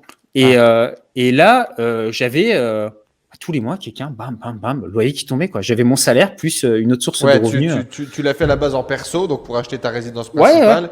Et dans ta résidence principale, il y avait déjà un investissement camouflé, quoi. Mais ce qu'il faut faut que tu saches, mais à l'époque, il n'y avait rien. Il n'y avait pas de vidéos d'investissement immobilier. Il n'y avait rien. Ça n'existait pas. YouTube, l'immobilier, ça n'existait pas. Il n'y avait C'était aucun. même pas une volonté de ta part, en plus. Ouais, non, ça m'est tombé par accident. Et je me suis dit, ok, ça fonctionne, etc. Donc, voilà, c'est là que je me suis dit, en Ouais, fait. t'as pas eu la crainte, du coup, de faire le premier pas, des premiers résultats, parce qu'ils sont tombés dessus, quoi. Si sur la location de courte durée, j'étais méfiant parce Oui, que ça, c'était une autre nouveau. étape encore. Airbnb, on connaissait pas à l'époque. Je me suis dit, ouais, mais si les gens cassent tout chez toi, enfin, tu vois, je savais pas parce que tu prends pas de. Enfin, tu as un système de caution, etc. Mais tu sais pas quoi. Tu laisses ton appart un peu à des inconnus. C'est pas comme quand Bien tu sûr. loues un appartement. Donc, au départ, Airbnb, enfin, maintenant, ça peut paraître quelque chose de normal, mais à l'époque, ça l'était pas. Après, en fait, ce qui s'est passé, c'est que voilà, moi je t'ai dit, j'ai voulu quitter mon boulot parce que voilà, mon patron, le gars Donc, qui tu avais vient déjà commencé à investir avant. Du coup, non, ça c'était t'as récidivé ou pas, du coup ouais, mais plusieurs années en fait avant de récidiver. C'est-à-dire que j'avais compris ça, mais des fois tu comprends des trucs, mais le déclic se fait des années plus tard. Enfin, c'est un bien peu sûr. stupide. T'as un truc qui marche, c'est devant toi, mais j'avais pris des Mais années. non. Je pourrais acheter, mais non, je ne vais quand même pas devenir riche trop vite. Attendez un peu. Voilà, mais bon, je le voyais, c'était plus voilà complément de revenus, etc. Je savais par la suite que je voulais investir, mais j'avais pas encore trouvé la stratégie, ce que je voulais faire, etc. T'étais pas dans l'action, ouais. Et Quand tu ensuite, passes banquier avec un portefeuille client plus high level, tu dois commencer à rencontrer plus d'investisseurs, j'imagine, des gens qui ont plus ouais, d'immobilier, des choses comme ça. Ça va peut-être jouer aussi, ça, dans ton déclic, dans ta prise d'infos. ouais, ça a joué. Un jour, j'ai rencontré chez Barclays un Hollandais. Il avait plus de 1000 appartements. Ah, ouf. Et en fait, si tu veux, c'était à cette époque. J'étais dans l'époque où je voulais déjà en fait quitter le salariat. Donc, si tu veux, j'avais déjà bien compris qu'il fallait que je demande aux gens qui avaient des résultats. Et donc, lui, je l'ai carrément fait une interview d'1 heure en lui demandant comment est-ce qu'il faisait, etc. Donc, il m'avait expliqué pas mal de choses. Donc, ça m'avait fait le déclic de voir que d'autres personnes en fait y étaient arrivées. C'était extrêmement intéressant. Donc oui, j'ai eu beaucoup d'informations d'investisseurs et puis après, je voyais aussi beaucoup de gens, ils venaient faire des crédits pour faire des investissements locatifs. Donc j'ai compris qu'il y avait de l'argent à se faire. Mais ce qui se passe, c'est que beaucoup d'investisseurs faisaient des crédits, mais ils perdaient de l'argent. Bien sûr. C'est-à-dire que quand tu es banquier, tu prêtes de l'argent à des gens qui ont des bons salaires. Mais c'est pas pour autant que les gars gagnent de l'argent derrière. Par exemple, En tant quelqu'un qui gagne. qu'investisseur, ils sont pas forcément bons, bien sûr. Ouais. C'est-à-dire quelqu'un qui gagne 5 000 euros par mois, tu peux peut-être lui prêter pour acheter 3 apparts. Sur les 3 apparts, il va perdre de l'argent. En fait, une banque, elle cherche pas à ce que tu gagnes de l'argent sur tes apparts. Elle veut juste que tu sois solvable. Que tu payes ton crédit tous les mois. Voilà, donc des bons investisseurs, j'en ai rencontré quelques-uns, mais pas tant que ça. Je dirais, c'est peut-être 5% des gens qui étaient des. Mais en même temps, moi je suis désolé, quand j'ai découvert ça de faire du cash flow positif, c'était une révolution. C'était une révolution, mais même dans les entrepreneurs que j'avais autour de moi, etc. Quand je disais ça, c'était un petit peu, ça marchait un peu sur des œufs. Parce que à l'époque, c'était, tu deviendras riche dans 20 ans, quoi. Voilà, tu fais du patrimoine avec l'immobilier. Alors, si tu regardes objectivement, la majorité des gens, quand ils te disent tu peux pas gagner de l'argent avec l'immobilier, ont raison. C'est-à-dire que si tu prends n'importe quel bien sur le bon coin et que tu l'achètes, tu peux pas gagner d'argent. Des bonnes affaires, c'est peut-être 1 sur 500. Ouais. Une sur 1000. Il faut beaucoup. Faut les créer.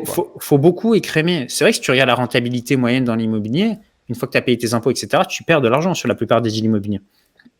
Donc, en fait, il faut vraiment se mettre sur des stratégies de niche, c'est-à-dire cibler des biens extrêmement rentables, Mhm. avec des travaux que tu vas pouvoir diviser, ou sur lesquels tu vas pouvoir faire des colocations. Donc, c'est comme ça que ça fonctionne. Mais on travaille sur des marchés de niche, on applique des stratégies, on applique des techniques, ce qui permet de booster la rentabilité. Mais l'investisseur moyen, un gars qui va acheter un bien immobilier, qui pense devenir riche, il va perdre de l'argent. Et en fait, si tu veux, allez, je dirais 30 à 40% de ma clientèle sont des gens qui ont investi dans l'immobilier tout seuls et qui ont perdu de l'argent. Et qui ont fait des trucs de merde, ouais, type Pinel et tout, tous les plans aussi Ouais, là. Pinel, mais même sans aller jusqu'à faire du Pinel, c'est des gens, ils ont Essayer d'acheter un truc et puis mais en fait c'était normal en fait. Enfin moi à l'époque même acheter un bien immobilier avec un crédit qui soit supérieur à ta rentrée d'argent, c'était pas choquant, tu vois? C'était normal. Mhm. Ouais, parce que bon, Aujourd'hui, le mec il me dit ça, je vomis. Tu vois ce que je veux dire? bah, il sait pas investir. Voilà, il n'a pas compris comment ça fonctionnait, il n'a pas compris les mécanismes de cash flow, il lui manque des éléments. Si tu veux, pour que tu puisses devenir indépendant financièrement, il faut que tu aies compris un certain nombre de principes, peut-être une cinquantaine de principes au niveau de l'argent. Si tu les maîtrises pas, tu t'enrichiras pas, quoi. Tu fais de Donc la il brasse faut, coulée quoi.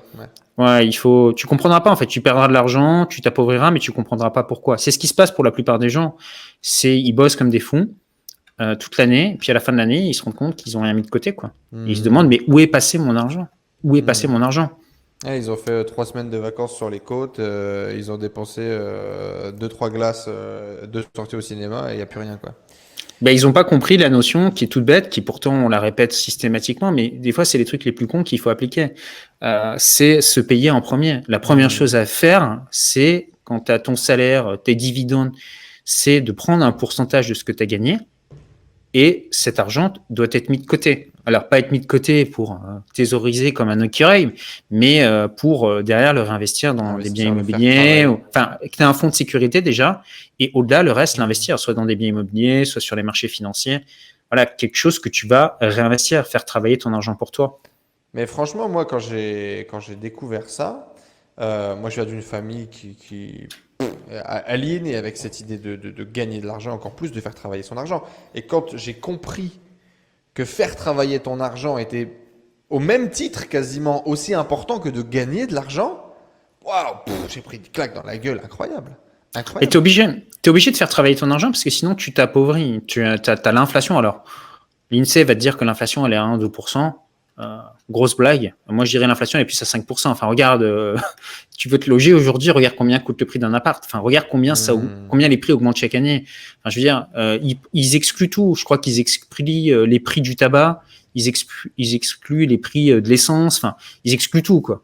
Donc, oui, mais en réalité, si tu ne places pas ton argent, tu t'appauvris. Si tu as 100 000 euros aujourd'hui, dans 20 ans, tes 100 000 euros, ça vaut plus rien. Enfin, ça vaut 50 000, 40 000, quoi. Il faut vraiment que ton argent continue à travailler, sinon tu vas te faire voler ton argent par l'inflation. L'inflation, en fait, c'est une taxe que les gens sont tous d'accord de payer. Voilà, taxe invisible, mais c'est la pire saloperie, en fait. Donc, il faut à tout prix que ton argent soit investi. Quand est-ce que tu as eu commencé à avoir un vrai déclic pour passer au niveau suivant, pour investir plus, pour commencer vraiment à devenir intelligent financièrement? Parce que à la banque, je pense pas que c'est là que tu développé une éducation financière particulièrement.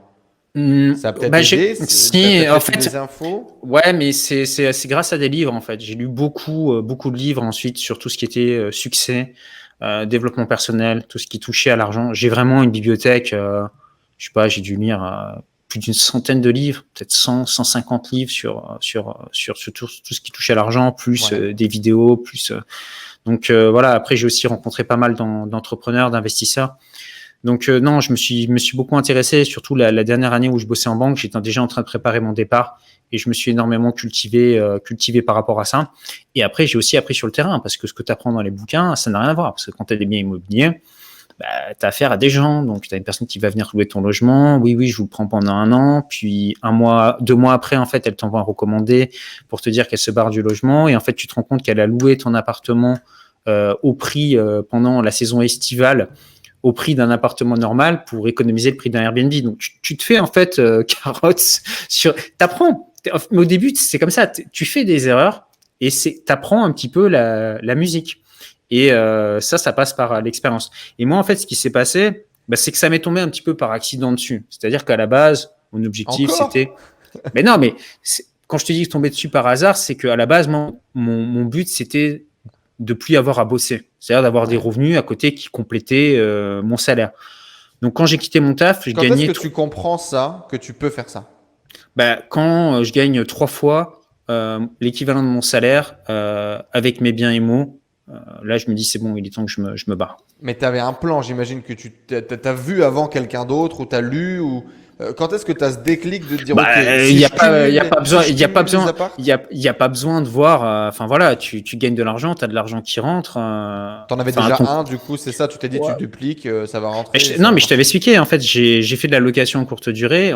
Au début, j'ai validé le business model en faisant de la sous-loc. Mhm. Et si tu veux, cette sous-loc m'avait permis d'acquérir quand même un matelas de sécurité, quoi. Et après, j'ai investi, j'ai acheté des appartements et en fait, en cash flow, je gagnais 3 fois plus que ce que je touchais avec mon salaire. Donc, d'un côté, tu vois tes revenus, tu gagnes 3 fois plus que ce que tu gagnes en allant bosser, mais tu dis pourquoi je vais bosser? Enfin, Et comment autant tu as aller. découvert le Airbnb alors du coup? C'est le Airbnb qui a été un peu la pierre Je sais plus. d'accélération. À l'époque, j'étais à Paris. Je crois qu'ils en faisaient de la pub un peu de métro. Enfin, les gens en parlaient, tu sais, à Paris. Tu sais, dès qu'il y a un nouveau truc, les Parisiens aiment bien en parler, quoi. Donc, c'était quelque chose. Paris, dès qu'il y a une nouvelle boîte, un nouveau club, un nouveau truc, t'en entends parler à droite à gauche. Donc, j'avais dû en entendre parler une soirée, puis je me suis dit, tiens, je vais tester, quoi. Un peu peur, mais tu le fais quand même. Et puis super bonne surprise, quoi, en gros. Ouais, ouais. En Et fait, quand est-ce j'ai testé sur mon appart. Tu reçois un SMS sur ton téléphone, parce qu'à l'époque, on dit peut-être déjà en mode smartphone, mais tu reçois un SMS sur ton téléphone. Et sur ton téléphone, on te dit bonjour, vous venez de gagner 497 balles. Et je sais plus ce que je faisais. Je crois que j'étais sur mon canapé. Et j'ai dit tiens, je viens de prendre 497 balles, le cul sur mon canapé. J'ai rien fait. T'imagines, enfin, tu vois, dans ta tête, tu te dis là, je me suis pas levé. J'ai pas pris le métro, j'ai pas pris le Vélib, j'ai pas pris ma bagnole pour aller bosser et on vient de m'envoyer 500 balles. Putain, c'est agréable comme sensation. Mais c'est une grosse claque par rapport à tes valeurs de travail, par rapport peut-être à tes valeurs tu du te dur dis, labeur, etc. en fait, tu te dis, j'espère que ça va se reproduire. Puis quand tu vois que ça se reproduit encore et encore et encore et encore, en fait, tu comprends qu'il y a moyen de gagner de l'argent en le décorrélant de ton temps de travail. Ce que j'appelle les revenus passifs. Et d'ailleurs, il y a des gens qui m'insultent sur Internet parce que je parle de revenus passifs. Ils n'ont pas compris, en fait. Ils pensent que revenu passif, c'est tu fais rien. Non, revenu passif, ça veut dire, évidemment, tu travailles, tu as un bien immobilier, tu as un peu de gestion. Mais la plupart du temps, je sais pas, tu vas travailler. Voilà, tu vas peut-être travailler 1 mois par an en tout, mis bout à bout, mais 11 mois par an, tu touches des loyers, tu n'as pas travaillé. Donc, c'est ça pour moi, le revenu. C'est, on va dire, allez, des revenus semi-passifs. C'est comme un business Internet. Tu fais tes vidéos. Alors, évidemment, quand tu fais ta vidéo, etc., pour capter ton lead et machin, c'est du taf. Mais ta vidéo, une fois que tu l'as fait, elle continue de travailler pour toi, elle te rapporte des leads, ça rentre dans tes tunnels, ça fait des ventes. Donc, c'est des revenus passifs. Alors, oui, mais si tu arrêtes de faire des vidéos, machin, ils te disent, oui, tu n'auras plus de business. Oui, mais ils n'ont pas compris le fait, quand tu parles de revenus passifs, la vraie définition, c'est que tu arrives à toucher de l'argent en décorrélant ton temps de l'argent qui rentre. Si je ne fais pas au boulot, que je me lève pas un matin, mon salaire, je le touche plus. C'est sanction immédiate. Si aujourd'hui, pendant un mois, je décide pas de pas me lever, j'ai toujours de l'argent qui va rentrer. Si demain je meurs, j'ai de l'argent qui continue de rentrer. Enfin, et je sais même pas pendant combien de temps, tu vois. Alors, on va pas se faire une simulation juste pour rigoler, mais non, mais en fait, c'est ça l'idée et c'est ça que en fait j'essaie de véhiculer à ce moment-là. Quand tu découvres ça, ça va t'exciter. En fait, c'est pas que ça va m'exciter, c'est que je me dis enfin, ça y est, je vais pouvoir faire ce que je veux, quoi. Je vais pouvoir être libre. Moi, l'argent, en fait, je suis pas dans un délire de m'acheter des belles choses, des machins. Ça m'intéresse pas, en fait. Moi, en fait, l'argent, c'est juste la possibilité de pouvoir faire ce que tu veux. Par exemple, là, j'étais en Europe. Ils ont commencé à me saouler avec leurs histoires d'attestation, 135 € d'amende, lockdown, machin. J'ai dit, vous me saoulez tous. Je me suis barré au Panama. On me saoule pas. Et ici, et donc je peux me prendre des hôtels, je peux sortir, je peux faire ce que je veux. Si demain ils décident de me saouler ici, je me barre, je vais ailleurs. Je fais ce que je veux. J'ai la liberté de faire ce que je veux. Personne ne m'impose sa politique, personne ne m'impose ses choix, personne ne m'impose son management. Je suis libre de faire ce que je veux. Et pour moi, c'est ça qui est le plus important. Parce que l'argent, Ça va peut-être choquer certaines personnes que je dise ça. Euh, tu, tu ressens un gros niveau de bonheur à partir du moment où tu n'as plus besoin d'être salarié. C'est-à-dire, je sais pas, après ça dépend, peut-être 3, 4 000, 5 000 balles, tu dis, waouh, ma vie change. Mais au-delà de 10 000 balles par mois, je vois pas trop la différence, quoi. Je sais pas après combien tu dépenses, mais T'as quelques cadeaux, quelques petits trucs, mais sinon ta vie au quotidien change plus vraiment, quoi. ouais, bah c'est virtuel. Après, c'est des chiffres sur un compte, quoi. Donc c'est plus tellement. Enfin voilà, moi je dépense pas ce que je gagne, quoi. Je pense que si je dépensais que ce que je gagne, ça serait, je sais pas. Enfin, je veux pas dire ma vie ressemblerait à celle de Dan Bilzerian, mais un peu, tu vois. Mais en même temps, j'ai pas envie, tu vois. Ça. Mais des fois, je me dis, ouais, il faudrait que pendant un mois, je dépense vraiment tout ce que je gagne sur une durée d'un mois, juste pour ressentir ce que ça fait. Mais en fait, ça m'intéresse pas. Et donc Ça m'intéresse justement, pas. Parce que quand tu as de l'argent, quand tu as quelque chose, tu ne le veux plus. ouais, quand t'as Tu quelque veux, chose, t'as plus ce besoin incroyable de courir après, ouais. tu veux, je sais pas, tu veux une Lamborghini ou tu veux une Porsche ou tu veux, je sais pas, un iPhone 11 ou je sais pas quoi. Tu le veux quand tu peux pas te le payer, en fait. Quand t'es en galère de thunes, tu le veux. Mais quand tu peux te le payer, bah, c'est un peu comme quand tu as de l'eau au robinet. Si tu as de l'eau au robinet, tu n'es pas en train de t'exciter. Pourquoi? Parce que tu en as. Alors que Ça m'a s'il fait fallait pas. aller tous les jours à 10 km au puits pour aller chercher de l'eau, ça serait différent. Ça, je l'ai compris. Je devais avoir 8 ans. Je l'ai compris en fait en allant en Irlande. À l'époque, mes parents avaient fait un échange de maison. Il n'y avait pas Airbnb, Booking, donc on avait fait un échange de maison. Tu allais dans une maison en fait chez Déjà une Irlandaise. précurseur tes parents, parce que c'était Ouais, déjà à la mode. ouais, ouais. Et eux, ils sont venus en fait dans notre maison, dans notre appart à l'époque à Nice. Et j'avais discuté avec les Irlandais. Et les Irlandais me disent, ouais, t'as de la bière dans ton frigo. Tu sais, moi, j'avais 8 ans. Je fais, bah ouais. Et il me dit, mais du coup, putain, tu dois être trop content, t'en bois et tout. Bah, je fais, bah non. Pourquoi tu veux que j'en boive? Et en fait, j'ai compris. Chez eux, c'était interdit, en fait. La vente d'alcool aux mineurs est interdite. Et moi, j'ai dit, mais moi, à l'époque, bon, maintenant, je pense que ça a changé. Mais à l'époque, quand j'avais 8 ans, si j'allais au supermarché et que j'allais acheter de l'alcool, on me le donnait. C'était pas interdit. Chance, ouais. Donc, il n'y avait pas de transgression. Le fait de mettre des interdits, le fait de mettre des barrières rend quelque chose de désirable.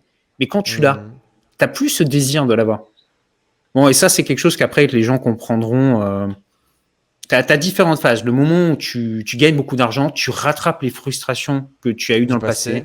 Tu vas peut-être acheter une belle bagnole, une belle montre, faire des voyages, etc.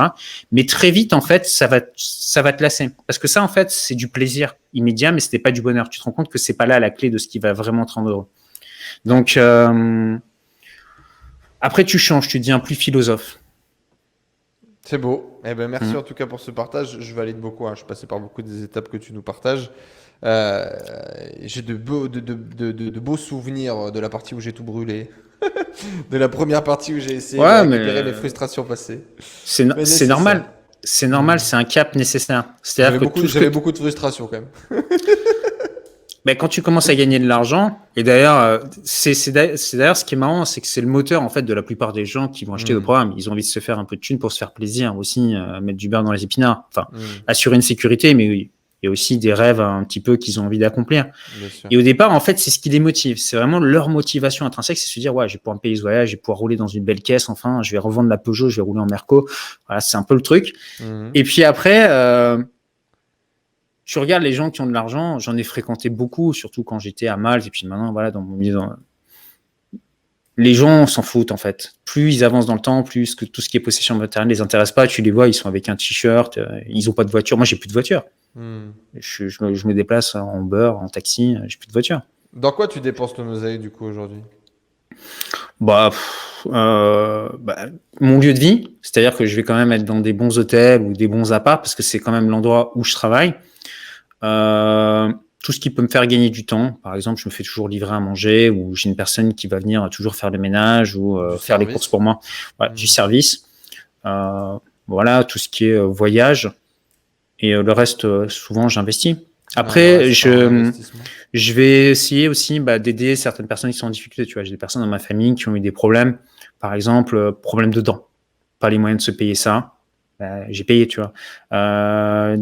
J'ai aussi, tu vois, des fois, je vais aider des personnes. J'en parle pas parce que si tu veux, j'aime pas mélanger tellement le business et le côté ce que tu fais toi quand tu vas aider les gens, parce qu'après les gens, tu sais, ça peut toujours être pris. Ah, il dit ça pour faire de l'argent, tu vois, pour se donner bonne image. C'est du marketing, on le sait. Ouais, voilà. Mais par exemple, tu vois, j'ai été aider une personne qui allait se retrouver, enfin, il venait d'avoir un gamin, ils avaient pas d'appart, ils se douchaient à l'eau froide et tout. Et en gros, je l'ai filé de la thune pour qu'il puisse se prendre un appart, quoi. Pour l'aider à payer ses 2-3 premiers mois de caution, son premier mois de loyer, qu'il puisse commencer à démarrer. Quoi. Et en fait, le but, c'était pas de donner de l'argent. Le but, c'était de donner un changement de vie à cette famille, tu vois. Donner une opportunité, quoi. Voilà, et ça, c'est des choses qui après tu vas faire, c'est-à-dire que l'argent te donne un pouvoir de pouvoir changer quelquefois des vies, en fait. Simplement, pour nous, c'est pas grand-chose. J'ai aucun mérite, si tu veux. Par rapport à mes revenus, c'est Oui, c'est peut-être 1% ou 2% des caillou, revenus. quoi. Je me souviens encore, le gars, il m'a appelé en pleurant. Il m'a dit, c'est la première fois que quelqu'un fait comme ça pour moi. Et en plus, il me l'avait pas demandé. Il me l'avait pas demandé. Donc, si tu veux, il s'y attendait pas. Et quand tu vois en fait l'impact que ça peut avoir, bah, je sais pas, je trouve ça cool. Donc, au bout d'un moment, après, tu arrives à d'autres niveaux, c'est plus des trucs d'accomplissement où tu as envie de, je sais pas, te dire, voilà, on n'a qu'une vie sur Terre. Est-ce que je passe ma vie à faire du business, à gagner de l'oseille, ou qu'est-ce qui va me rester sur mon lit de mort? Ça va me servir à quoi en fait les zéros sur un compte en banque, tu vois? Qu'est-ce qui va me rester? Et en fait, tu te rends compte que c'est ces petits moments-là, c'est ces expériences-là, c'est les voyages que tu as pu faire, c'est passer du temps avec tes proches, rester avec ta famille. C'est tout ça en fait qui compte. Le reste, avant d'atteindre ce niveau, cette sérénité, cette sagesse, presque j'ai envie de dire, c'est de la sagesse d'ailleurs, sur l'argent, ça a été quoi le parcours? Ça a été quoi ton cheminement? Est-ce qu'à un moment donné, tu as eu la dalle comme un fou, tu as bossé comme un malade en parallèle du boulot pour créer les apparts? Est-ce que tu as flambé? Est-ce que j'ai pas flambé? Ça a été quoi ton parcours à toi? J'ai pas flambé, j'ai jamais flambé en fait, parce que bon, je connais le mécanisme des intérêts composés. Je savais que moi, si tu veux, j'avais fixé un objectif. Je savais que pour plus avoir à bosser jusqu'à la fin de ma vie, il me fallait 2,5 millions. Bon, voilà, c'était un objectif que je m'étais fixé. Bon, atteint, dépassé depuis. Mais et tu pensais, c'était déjà possible pour toi, genre devenir millionnaire, avoir 2,5 millions, c'était, ouais, tu te disais, je peux le faire. Bah, tu y vas progressivement en fait. C'est-à-dire qu'au début, tu commences à gagner tes 1000 premiers euros, tes 2000. Ensuite, avec mes apparts, bah, j'avais réussi à gagner 3 fois mon salaire. Après, tu passes le cap des 10 000. Puis après, en fait, ça a été exponentiel, en fait. C'est là où je te dis, là où j'ai pas contrôlé, c'est qu'à la base, moi, je pensais pas qu'on pouvait gagner autant d'argent. Je pensais que c'était pas possible. J'ai jamais cru que c'était possible de gagner autant d'argent, quoi. C'est-à-dire qu'à un moment donné, ça s'est accéléré à une vitesse où c'est devenu fou, quoi. T'as acheté beaucoup plus vite, le business en ligne a apporté beaucoup plus de vitesse aussi au développement. Tout en fait, parce que tout s'alimentait. C'est-à-dire que la base, les gens vont se focaliser, souvent on me dit ouais, machin, l'argent, combien t'as, etc. En fait, oui, bon, c'est un peu du voyeurisme, c'est cool, voilà. Aujourd'hui, je suis multimillionnaire, donc il y en a qui vont s'astiquer sur ça, mais on s'en fout, c'est pas ça. Ce qui est important, c'est de comprendre comment ça se fait que j'ai atteint ces résultats. C'est parce que les actions que j'ai mis en place, en fait, ça a été des bonnes décisions. C'était des petites décisions, toutes bêtes, mais moi, j'applique un principe dans ma vie, c'est le principe de l'effet cumulé. Tous les jours, répéter un petit truc Et en fait, j'ai tous les jours pris pendant une journée, fait une action pour me créer un nouvel actif ou faire quelque chose qui allait développer une nouvelle source de revenus. Tous les jours. Et en fait, en cumulant tout ça, ça devient exponentiel parce que tu vas toucher, par exemple, des loyers. Ces loyers, tu n'en as pas forcément besoin pour vivre parce que tu as déjà suffisamment. Cet argent, au bout d'un moment, s'accumule. Tu vas pouvoir acheter un autre appartement grâce à ça qui va générer lui-même des loyers qui tu vas pas forcément toucher, donc qui va te permettre ensuite de réinvestir encore plus. Les business en ligne m'ont permis de gagner de l'argent, qui m'ont permis de faire des deals plus gros. Parce que si tu veux, le fait d'avoir un business en ligne, c'est encore une autre source de revenus. Donc cet argent, tu peux le réinjecter et l'investir. Donc ça a été le premier truc. Tu as utilisé cet effet de levier de l'argent pour investir encore, pour devenir encore un meilleur investisseur. En fait, c'est-à-dire que moi, l'argent de mon business en ligne, j'ai jamais touché. C'est-à-dire, j'ai jamais dépensé 1 euro de mon business en ligne. Tout a été réinvesti. J'ai jamais vécu en fait sur mes business en ligne. C'est pour ça que je te dis, un jour, il faudrait peut-être que je tente de dépenser. T'as été très sage. T'as été très sage du coup. Bon, après, c'était pas compliqué. C'était pas très compliqué vu mes niveaux de revenus, quoi. Enfin, après, je veux dire, à un moment donné. T'avais déjà combien d'appart du coup au moment où le business en ligne a commencé à marcher? Au C'était maximum, d'ailleurs, c'est intéressant. Au maximum, tu as géré combien de lots? Ça représentait combien de loyers? Parce que bon, les investisseurs, ça achète, ça vend, il y a beaucoup de transactions. Mais est-ce que tu t'es fait le kiff comme ça un jour de noter, tiens, là j'ai 50 lots, 100 lots Bah, en fait, c'est de l'arbitrage. En fait, c'est un petit peu difficile à dire parce que des fois, les gens vont te demander combien tu touches. Donc, ça peut varier. C'est-à-dire que tu peux rentrer beaucoup d'argent. Par exemple, je vais parler d'un deal que j'ai fait dernièrement. J'ai rentré 80 000 euros d'un coup. T'as fait de Pourquoi? l'achat-revente, ouais, un peu Ouais, aussi. en fait, c'était un bien que j'avais, que je louais, qui m'a apporté un bon cash flow. Et puis, je l'ai revendu et j'ai encaissé 80 000 euros net. Donc, net, c'est-à-dire que tout a été payé, plus-value, impôts, etc. Et ça, en fait, tu rentres 80 000 euros d'un coup et tu as signé un bout de papier chez le notaire, quoi. Hmm. Tu vois? Et d'un autre côté, bah, des loyers, tu vas en toucher, mais c'est des loyers, tu vas toucher 650 euros, 650 euros, 650 euros. Donc, t'as ces deux trucs qui se combinent dans l'immobilier, les arbitrages où tu vends, tu encaisses de grosses sommes d'argent, et puis tous ces petits loyers qui ont pas l'air de grand chose, mais qui cumulés, bah, ça te rapporte quand même un sacré cash flow, quoi. Hmm. Donc, je sais plus, quand j'ai démarré le business en ligne, je crois que je devais être à un peu plus de 10 k par mois, sur les loyers que je touchais. Hmm.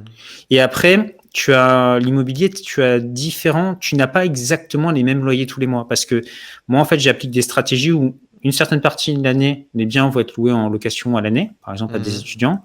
Et pendant 3 mois de l'année, ils vont être loués en location courte durée. Où là, Saisonnière, je ouais. peux quasiment tripler, voire quadrupler, voire quintupler ce que Les je gagne. revenus. Hmm. Ouais.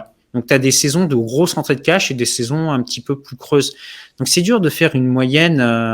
Tu as une vision très long terme quand même, j'ai l'impression, de façon globale, de l'argent, du business. Tu l'as dit plusieurs fois. Tu as diversifié tes stratégies de location pour ne pas tout mettre non plus dans les stratégies les plus agressives. Ça te dérange pas de faire des stratégies les plus bateaux possibles avec qui ont du coup le moins de rentabilité mais le plus long terme en termes Ouais, de enfin non, vision. je fais quand même des deals rentables. C'est-à-dire, j'en ai un comme ça, mais la Oui. plupart de mes deals, c'est des deals rentables. Je cherche quand même de la grosse renta.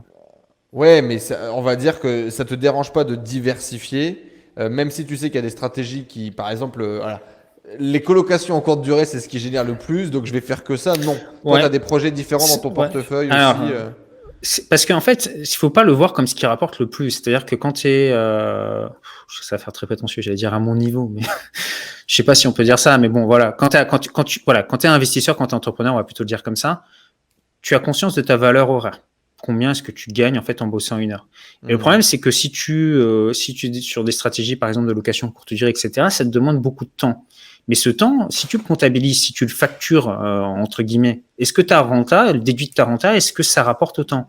Donc des fois, il faut mieux quand tu as déjà en fait beaucoup de revenus. Qu'est-ce que tu recherches comme mode de vie? Est-ce que tu recherches un mode de vie où tu cherches à maximiser surtout, ou est-ce que tu cherches à avoir un mode de vie où tu as du temps pour toi? C'est quoi en fait le but de l'argent? Moi, le but, c'est de m'acheter du temps. Donc en fait, j'essaie dans ma vie d'éliminer tout ce qui me prend du temps et que je n'ai pas envie de faire. Mais pour tout, quoi. Que ce soit dans ma Ça, vie personnelle, comme dans mon business, comme dans mes biens immobiliers. J'essaie ça a de drivé du coup tes déléguer. décisions. Hmm.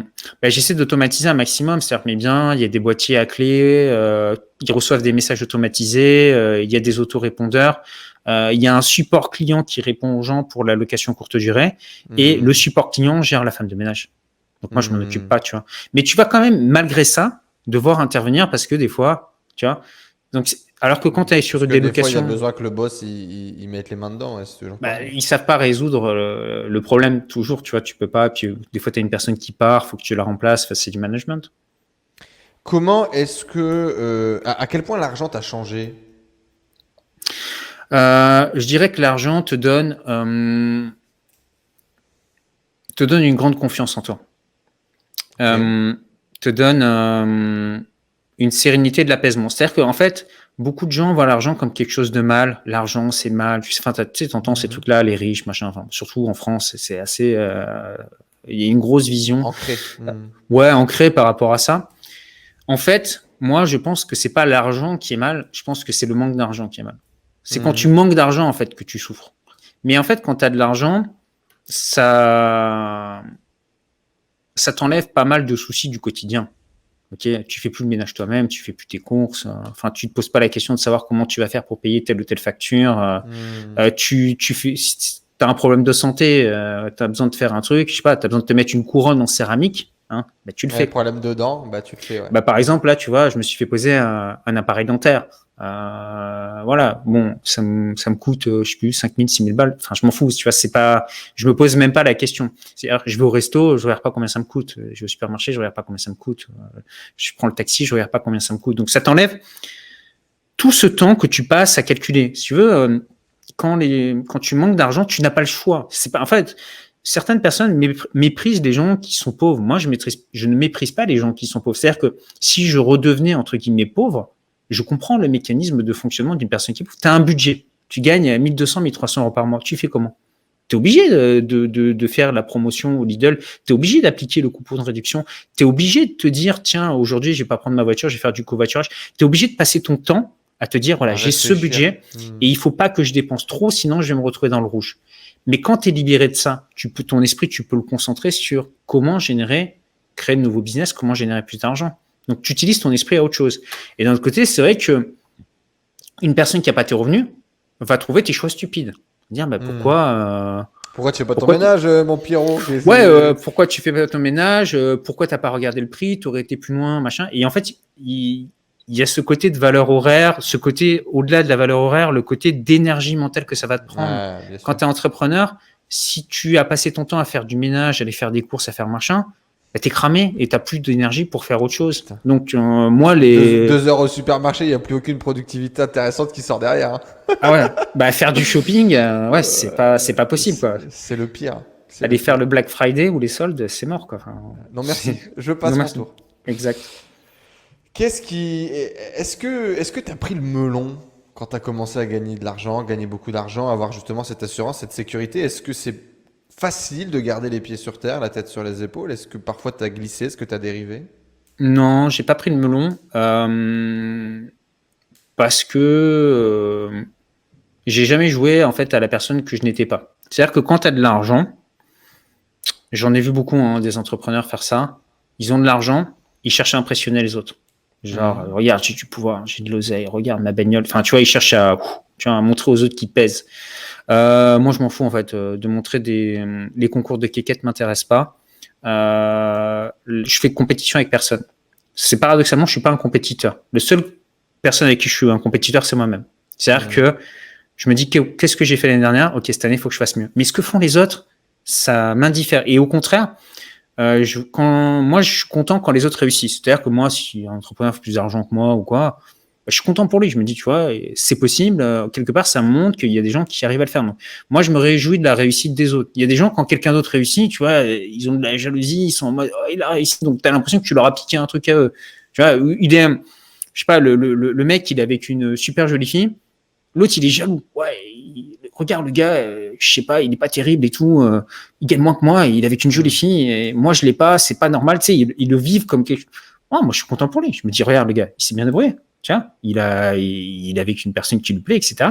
Bien joué, bien joué. Tu vois, je suis plutôt dans cette mentalité. Donc non, j'ai jamais pris le melon et je suis resté relativement simple, quoi. C'est-à-dire que les gens, moi, j'ai posé la question aux gens, est-ce que vous trouvez que j'ai changé, aux gens de ma famille, des amis d'enfance? Ils m'ont dit non. Et est-ce qu'ils ont changé vis-à-vis de toi? Bah, ils n'ont pas changé, mais forcément, il y a un gap qui se creuse. Non pas dans le sens où... C'est-à-dire que moi, j'ai évolué, mais certains sont restés au même stade. Donc, mécaniquement, ça a créé un écart. Tu vois, des choses... Souvent, moi, tu vois, j'appelle des gens, je leur dis, allez, venez, on part en voyage, machin, on va se faire un truc. Je peux pas, je bosse. Je peux pas, j'ai pas l'argent, je peux pas, tu vois. Donc, finalement, quand tu as de l'argent, tu te rends compte, les gens, c'est sur ça qu'ils fantasment, ils se disent, ouais, je vais être dans des hôtels 5 étoiles, ça va être un truc de fou. Mais dans les hôtels 5 étoiles, il y a que des vieux, il y a pas de jeunes. C'est ça qu'il faut comprendre, c'est qu'il y a, il y a une certaine forme de solitude aussi liée à l'argent. Les jeunes bossent le lundi, le mardi, le mercredi, toi, tu es dispo. Mais les gens sont pas dispo, ils bossent.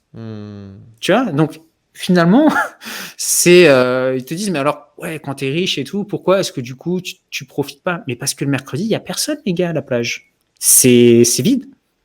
C'est vide. Donc, tu t'occupes, tu fais du biz. Le biz, c'est comme des jeux vidéo, en fait. C'est comme les échecs, c'est comme, voilà. Et après, justement, j'essaie. Ce côté entrepreneur, il est arrivé quand chez toi? Est-ce que c'était naturel? Est-ce que c'était pas naturel? Est-ce qu'il est venu par opportunité? Est-ce que tu avais vraiment envie de développer des projets? C'est arrivé tard. En fait, je me voyais pas du tout comme un entrepreneur. Vraiment, enfin, c'est arrivé vraiment tard. Je sais pas, je devais avoir Même avec plusieurs biens, etc. Non, tu Ouais, étais non, encore mais en plus fait, sur ça la m'est arrivé casquette tard. Enfin, d'investisseur. quand je dis ça arrivé tard, enfin, tu vois, aujourd'hui, j'ai 37 ans, mais je sais pas, je devais avoir 25 ans, 26 ans. Hmm. Tu vois, je vois des jeunes aujourd'hui, ils ont 13 ans, ils regardent mes vidéos. Je dis, attends, ils sont ultra chauds, quoi. Moi, à 13 ans, 14 ans, je sortais en boîte, enfin, tu vois, j'allais parler aux filles, enfin, je sais pas, j'étais en mode, je pensais qu'aux filles, en fait. Tu vois, quand j'étais jeune, j'ai perdu une grosse partie de ma jeunesse à courir derrière les filles, quoi. C'était mon truc, quoi. Et après, cette énergie que j'avais développée là-dedans, je l'ai converti dans le business. Je me suis dit, ok, bon, c'est bien la testostérone, du jeune mâle et tout, mais à un moment donné, fais-le dans quelque chose de productif. Et donc, cette énergie, tu la transformes dans le biz. Mais c'est vrai que quand tu as 18, 20 ans, tu es un mec, tu es en train de courir partout. C'est normal, quoi. Courir partout, surtout derrière les nanas, quoi. Ouais. Et ça a été quoi l'erreur? L'erreur avec l'argent, avec l'investissement. Alors peut-être que tu faisais l'erreur que tu as vue, le truc, si tu le fais, tu te tires une balle dans le pied, quoi. Bah, le truc, c'est que l'argent fait que tu as beaucoup de personnes, en fait, qui vont chercher, en fait, à te copier, en fait. C'est-à-dire que moi, j'ai été copié, plagié, t'as pas idée, quoi. C'est abusé, vraiment à des niveaux. Alors que, à tel point que t'as des gens, des fois, qui me disent, ouais, machin, regarde ta vidéo, t'as sorti la même que lui. Je suis, ouais, mais ma vidéo, j'ai sorti il y a 4 ans, l'autre l'a sorti il y a 1 an. Donc, si tu veux que, t'as ce côté-là un peu où, beaucoup de gens qui sont opportunistes vont être attirés par toi et vont essayer de pomper ce que toi tu as pour ensuite se le réapproprier derrière. Oui, Bon, c'est ça fait d'aller partie un peu. autour du soleil, quoi. Ouais, ça fait partie un petit peu de ça. Je sais pas, l'erreur. Je n'ai pas vraiment fait d'erreur, quoi. Et d'erreurs que tu vois le plus souvent dans la gestion de l'argent, dans la gestion de l'investissement.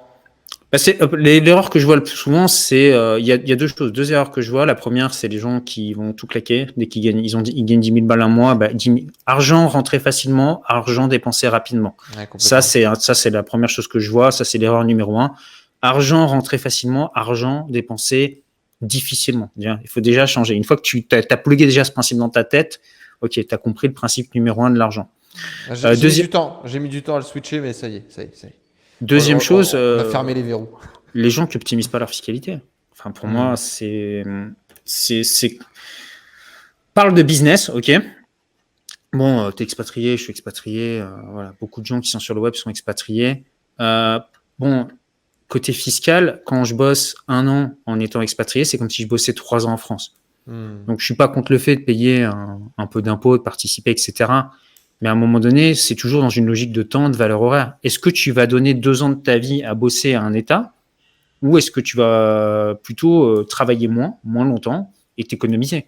Donc, mis comme ça, ça fait un choc. Hein. ouais, mais il faut pas le voir comme de l'argent, il faut le voir comme du temps, en fait. C'est-à-dire que pendant 2 ans, tu as bossé pour quelqu'un pas d'autre. pour toi, pour quelqu'un d'autre. Donc, c'est un petit peu dommage. Donc, moi, je pense que les gens qui optimisent pas leur fiscalité sous des prétextes de politique, c'est limite religieux, du fanatisme. Quand on parle, en fait, c'est comme si tu parlais d'une religion. Quand tu parles d'impôts en France, tu as des gens qui vont dire, ouais, non, c'est nos valeurs, nos machins, nos trucs.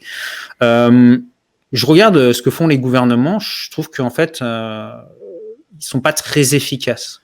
Il vaut mieux... je pense qu'il y aurait moins d'États, il y aurait 10% d'États, je pense que le pays tournerait toujours aussi bien. Il y a plein de pays qui le prouvent, où tu n'as pas un taux d'imposition élevé. Je sais pas, tu prends l'Estonie, la Lituanie, ça tourne très bien, quoi. C'est beaucoup plus efficace qu'en France. Ils sont dans le futur, mais vraiment dans le futur. Tu peux tout faire en ligne, etc. En termes de technologie, Et le taux d'imposition est à 20%. Et tu ouvres ta boîte en 5 minutes. Donc, à un moment donné, les États qui fonctionnent trop, qui ont trop d'administratifs, trop de règles, c'est trop lourd. Je trouve qu'au niveau France, c'est l'administratif, c'est pesant, tu vois.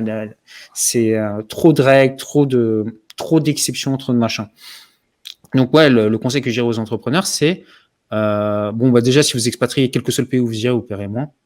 Donc ça, c'est pas Parce que compliqué. la France est un des pays les plus fiscalisés Ouais, au peut-être monde. avec la Finlande, Suède, Norvège. Enfin, c'est les champions du monde. En fait, c'est-à-dire que en France, on te dit tu vas en Belgique, c'est un paradis fiscal. Enfin, ça me fait marrer. Enfin, la Belgique, c'est un des pays où tu payes le plus d'impôts au monde aussi, quoi. Donc, et oui, évidemment, tous les pays en dehors de la France sont des paradis fiscaux, quoi. Je veux dire, même les États-Unis, enfin, tout est un paradis fiscal. Donc, il faut vraiment comprendre que je vois des gars qui sont là, ouais, est-ce que je peux améliorer mes conversions de 1 ou 2%? Est-ce que je peux faire un upsell, etc. Mais déjà, prends 70% de plus en t'expatriant. Mais après, ne le fais pas que pour l'argent, parce qu'il faut être dans un pays qui te plaise. Parce que sinon, ça tient pas. Moi, j'ai vu plein de gars débarquer à Malte. À l'époque, moi, j'étais parti à Malte, mais c'était quelque chose de transitoire. Donc, tu as un taux d'imposition intéressant. Tu payes 5% d'impôt à Malte. Il y a un système où tu payes 35% et on te rembourse les 6 septièmes dans les 6 mois qui viennent. Donc, tu as un taux d'imposition à 5%, mais l'île, tu as vite fait le tour. Beaucoup Après, de le gens mode. se plaignent un peu de ça, quoi. Du mode Voilà. de Et puis vie. après, le mode de vie, si tu es européen, c'est une mentalité où tu es sur une île. Ils pensent pas comme nous, tu vois. Donc, tu vas pas forcément t'adapter. Ce qu'il faut savoir, c'est que les Maltais, au début, tu arrives, tu dis, ouais, je vais me faire plein de potes maltais et tout. Tu t'en fais pas. Les Maltais, c'est vraiment une famille. Ils sont entre eux. Tu vois, je pense que ça les saoule qu'il y ait autant de gens qui débarquent sur leur île. Tu vois, c'est petit. Donc, aujourd'hui, ils payent à cause des étrangers, ils payent leur loyer 3 fois plus cher. Donc, ils sont pas forcément, tu vois, le Maltais qui bosse de base, il est pas forcément très content qui est un Européen qui débarque et qui profite, tu vois, lui il était tranquille sur son île et puis il voit des milliers de mecs débarquer et il n'est pas forcément content. Donc c'est très familial, c'est un peu la mentalité à Malte que tu peux avoir en Italie. Tu vois, en Italie, si tu fais pas partie de la famille, de l'entourage proche, tu vas pas pouvoir rentrer très facilement dans le milieu. Tu vois, c'est pas, c'est différent quoi. Et voilà, et beaucoup de gens vont là-bas. Je pense que c'est pas forcément le meilleur endroit où aller. Je pense qu'il y a des endroits beaucoup plus sympas pour s'expatrier. Tu peux aller en Thaïlande, tu peux aller en Malaisie, tu peux aller en Amérique centrale, Panama, Costa Rica, tu peux aller à Dubaï.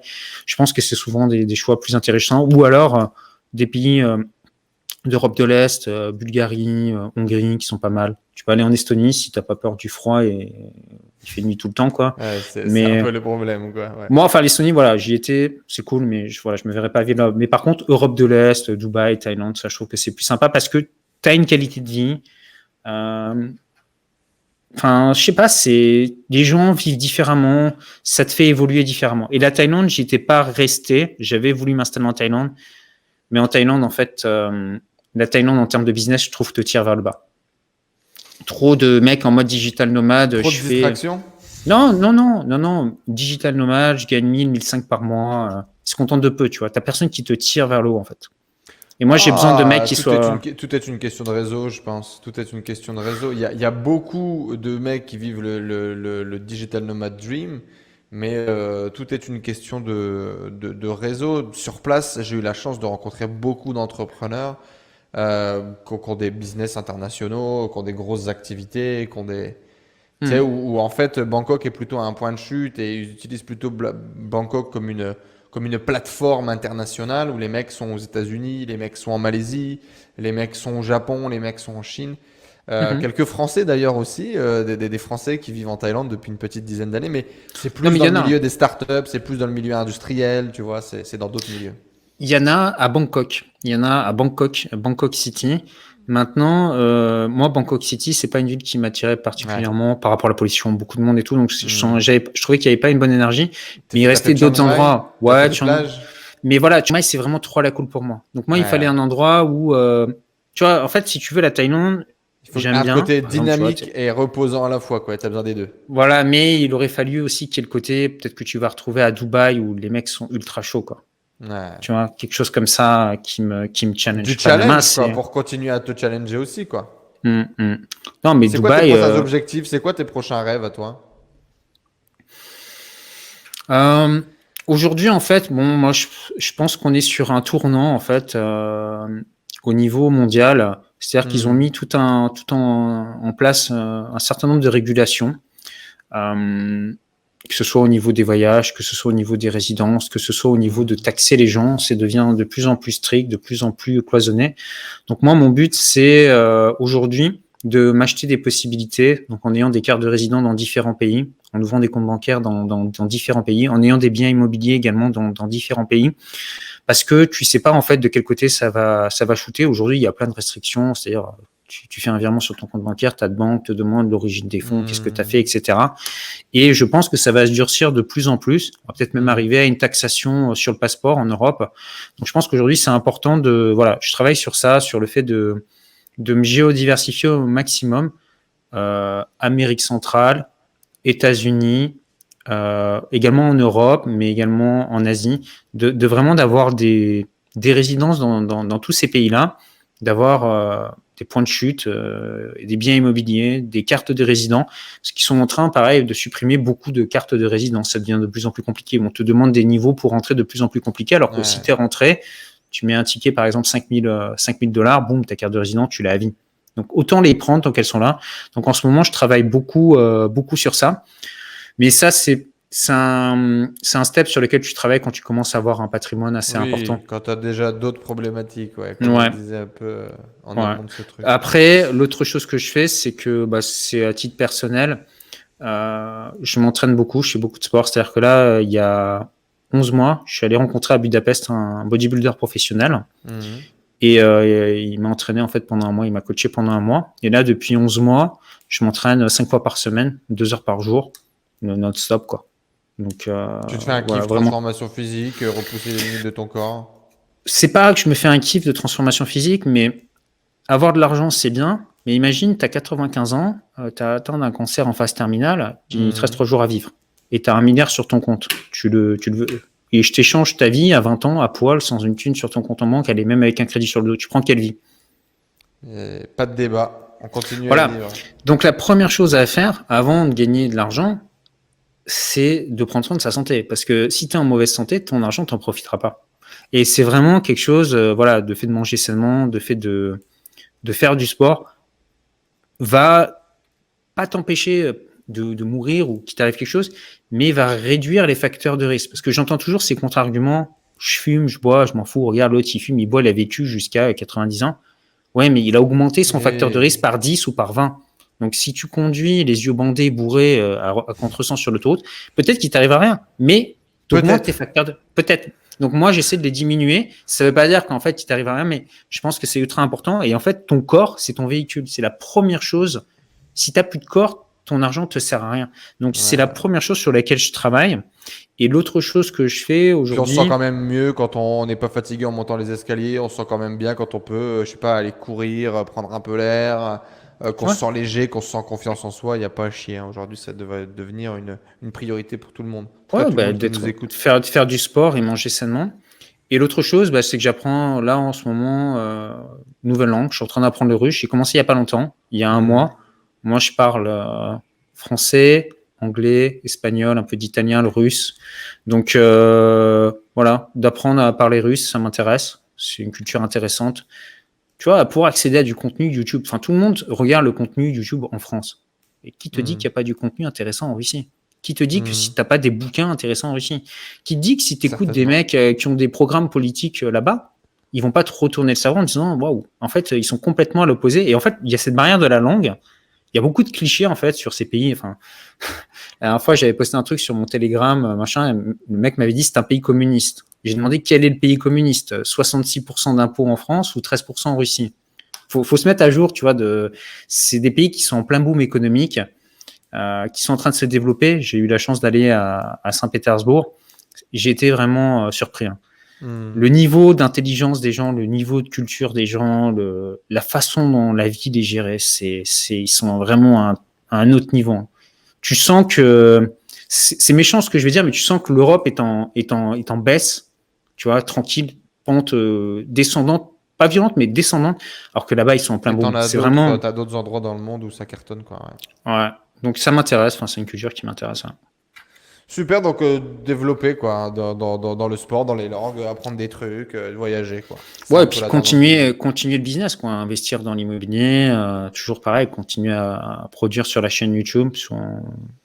voilà, tu vois, aider des gens, peut-être sortir de nouveaux programmes dans le futur. J'ai été étonné de te découvrir dans la préface de One Thing. Bonne Mhm. surprise d'ailleurs, c'était cool. C'est une opportunité qui est venue à toi, c'est quelque chose que tu as provoqué. Comment ça s'est fait? Non, mais on me contacte souvent en fait pour me proposer des trucs comme ça. Donc là, ceux qui m'ont contacté, Grâce ils à m'ont ta dit, visibilité aujourd'hui, grâce aux ouais. médias que tu as Mhm. développés, ouais. Bah, je refuse beaucoup, Super. quoi. C'est très rare d'ailleurs que je fasse des interviews ou que je fasse des De partenariats. One Thing, en plus, je sais pas ce que tu en as pensé toi, mais moi j'ai trouvé que c'était un vrai chef-d'œuvre qui remettait vraiment Mhm. beaucoup de choses en question. Écrire la préface de ce bouquin, c'est une belle mise en avant, je trouve. Bah, c'est, je pense, la clé d'un entrepreneur qui réussit, enfin, les gens qui veulent gagner de l'argent, c'est d'être productif. C'est d'être Hmm. quelqu'un d'efficace. C'est de faire des choix intelligents. Tu vois, tout ce que je t'ai dit, fait de voyager, prendre des cartes de résident, tout ça, ça peut paraître stupide. Mais demain, on te taxe sur ton passeport. T'as mis le truc en place. Bah voilà, c'est bon, le truc est en place, quoi. T'as pas besoin de te casser la tête pour le faire après. Enfin, c'est de la productivité, c'est des choix. Le fait de t'expatrier, de dire non à 66% d'impôts, bah, c'est un choix intelligent qui te permet de travailler 3 fois moins. Donc tout ça, en fait, ce sont des variables.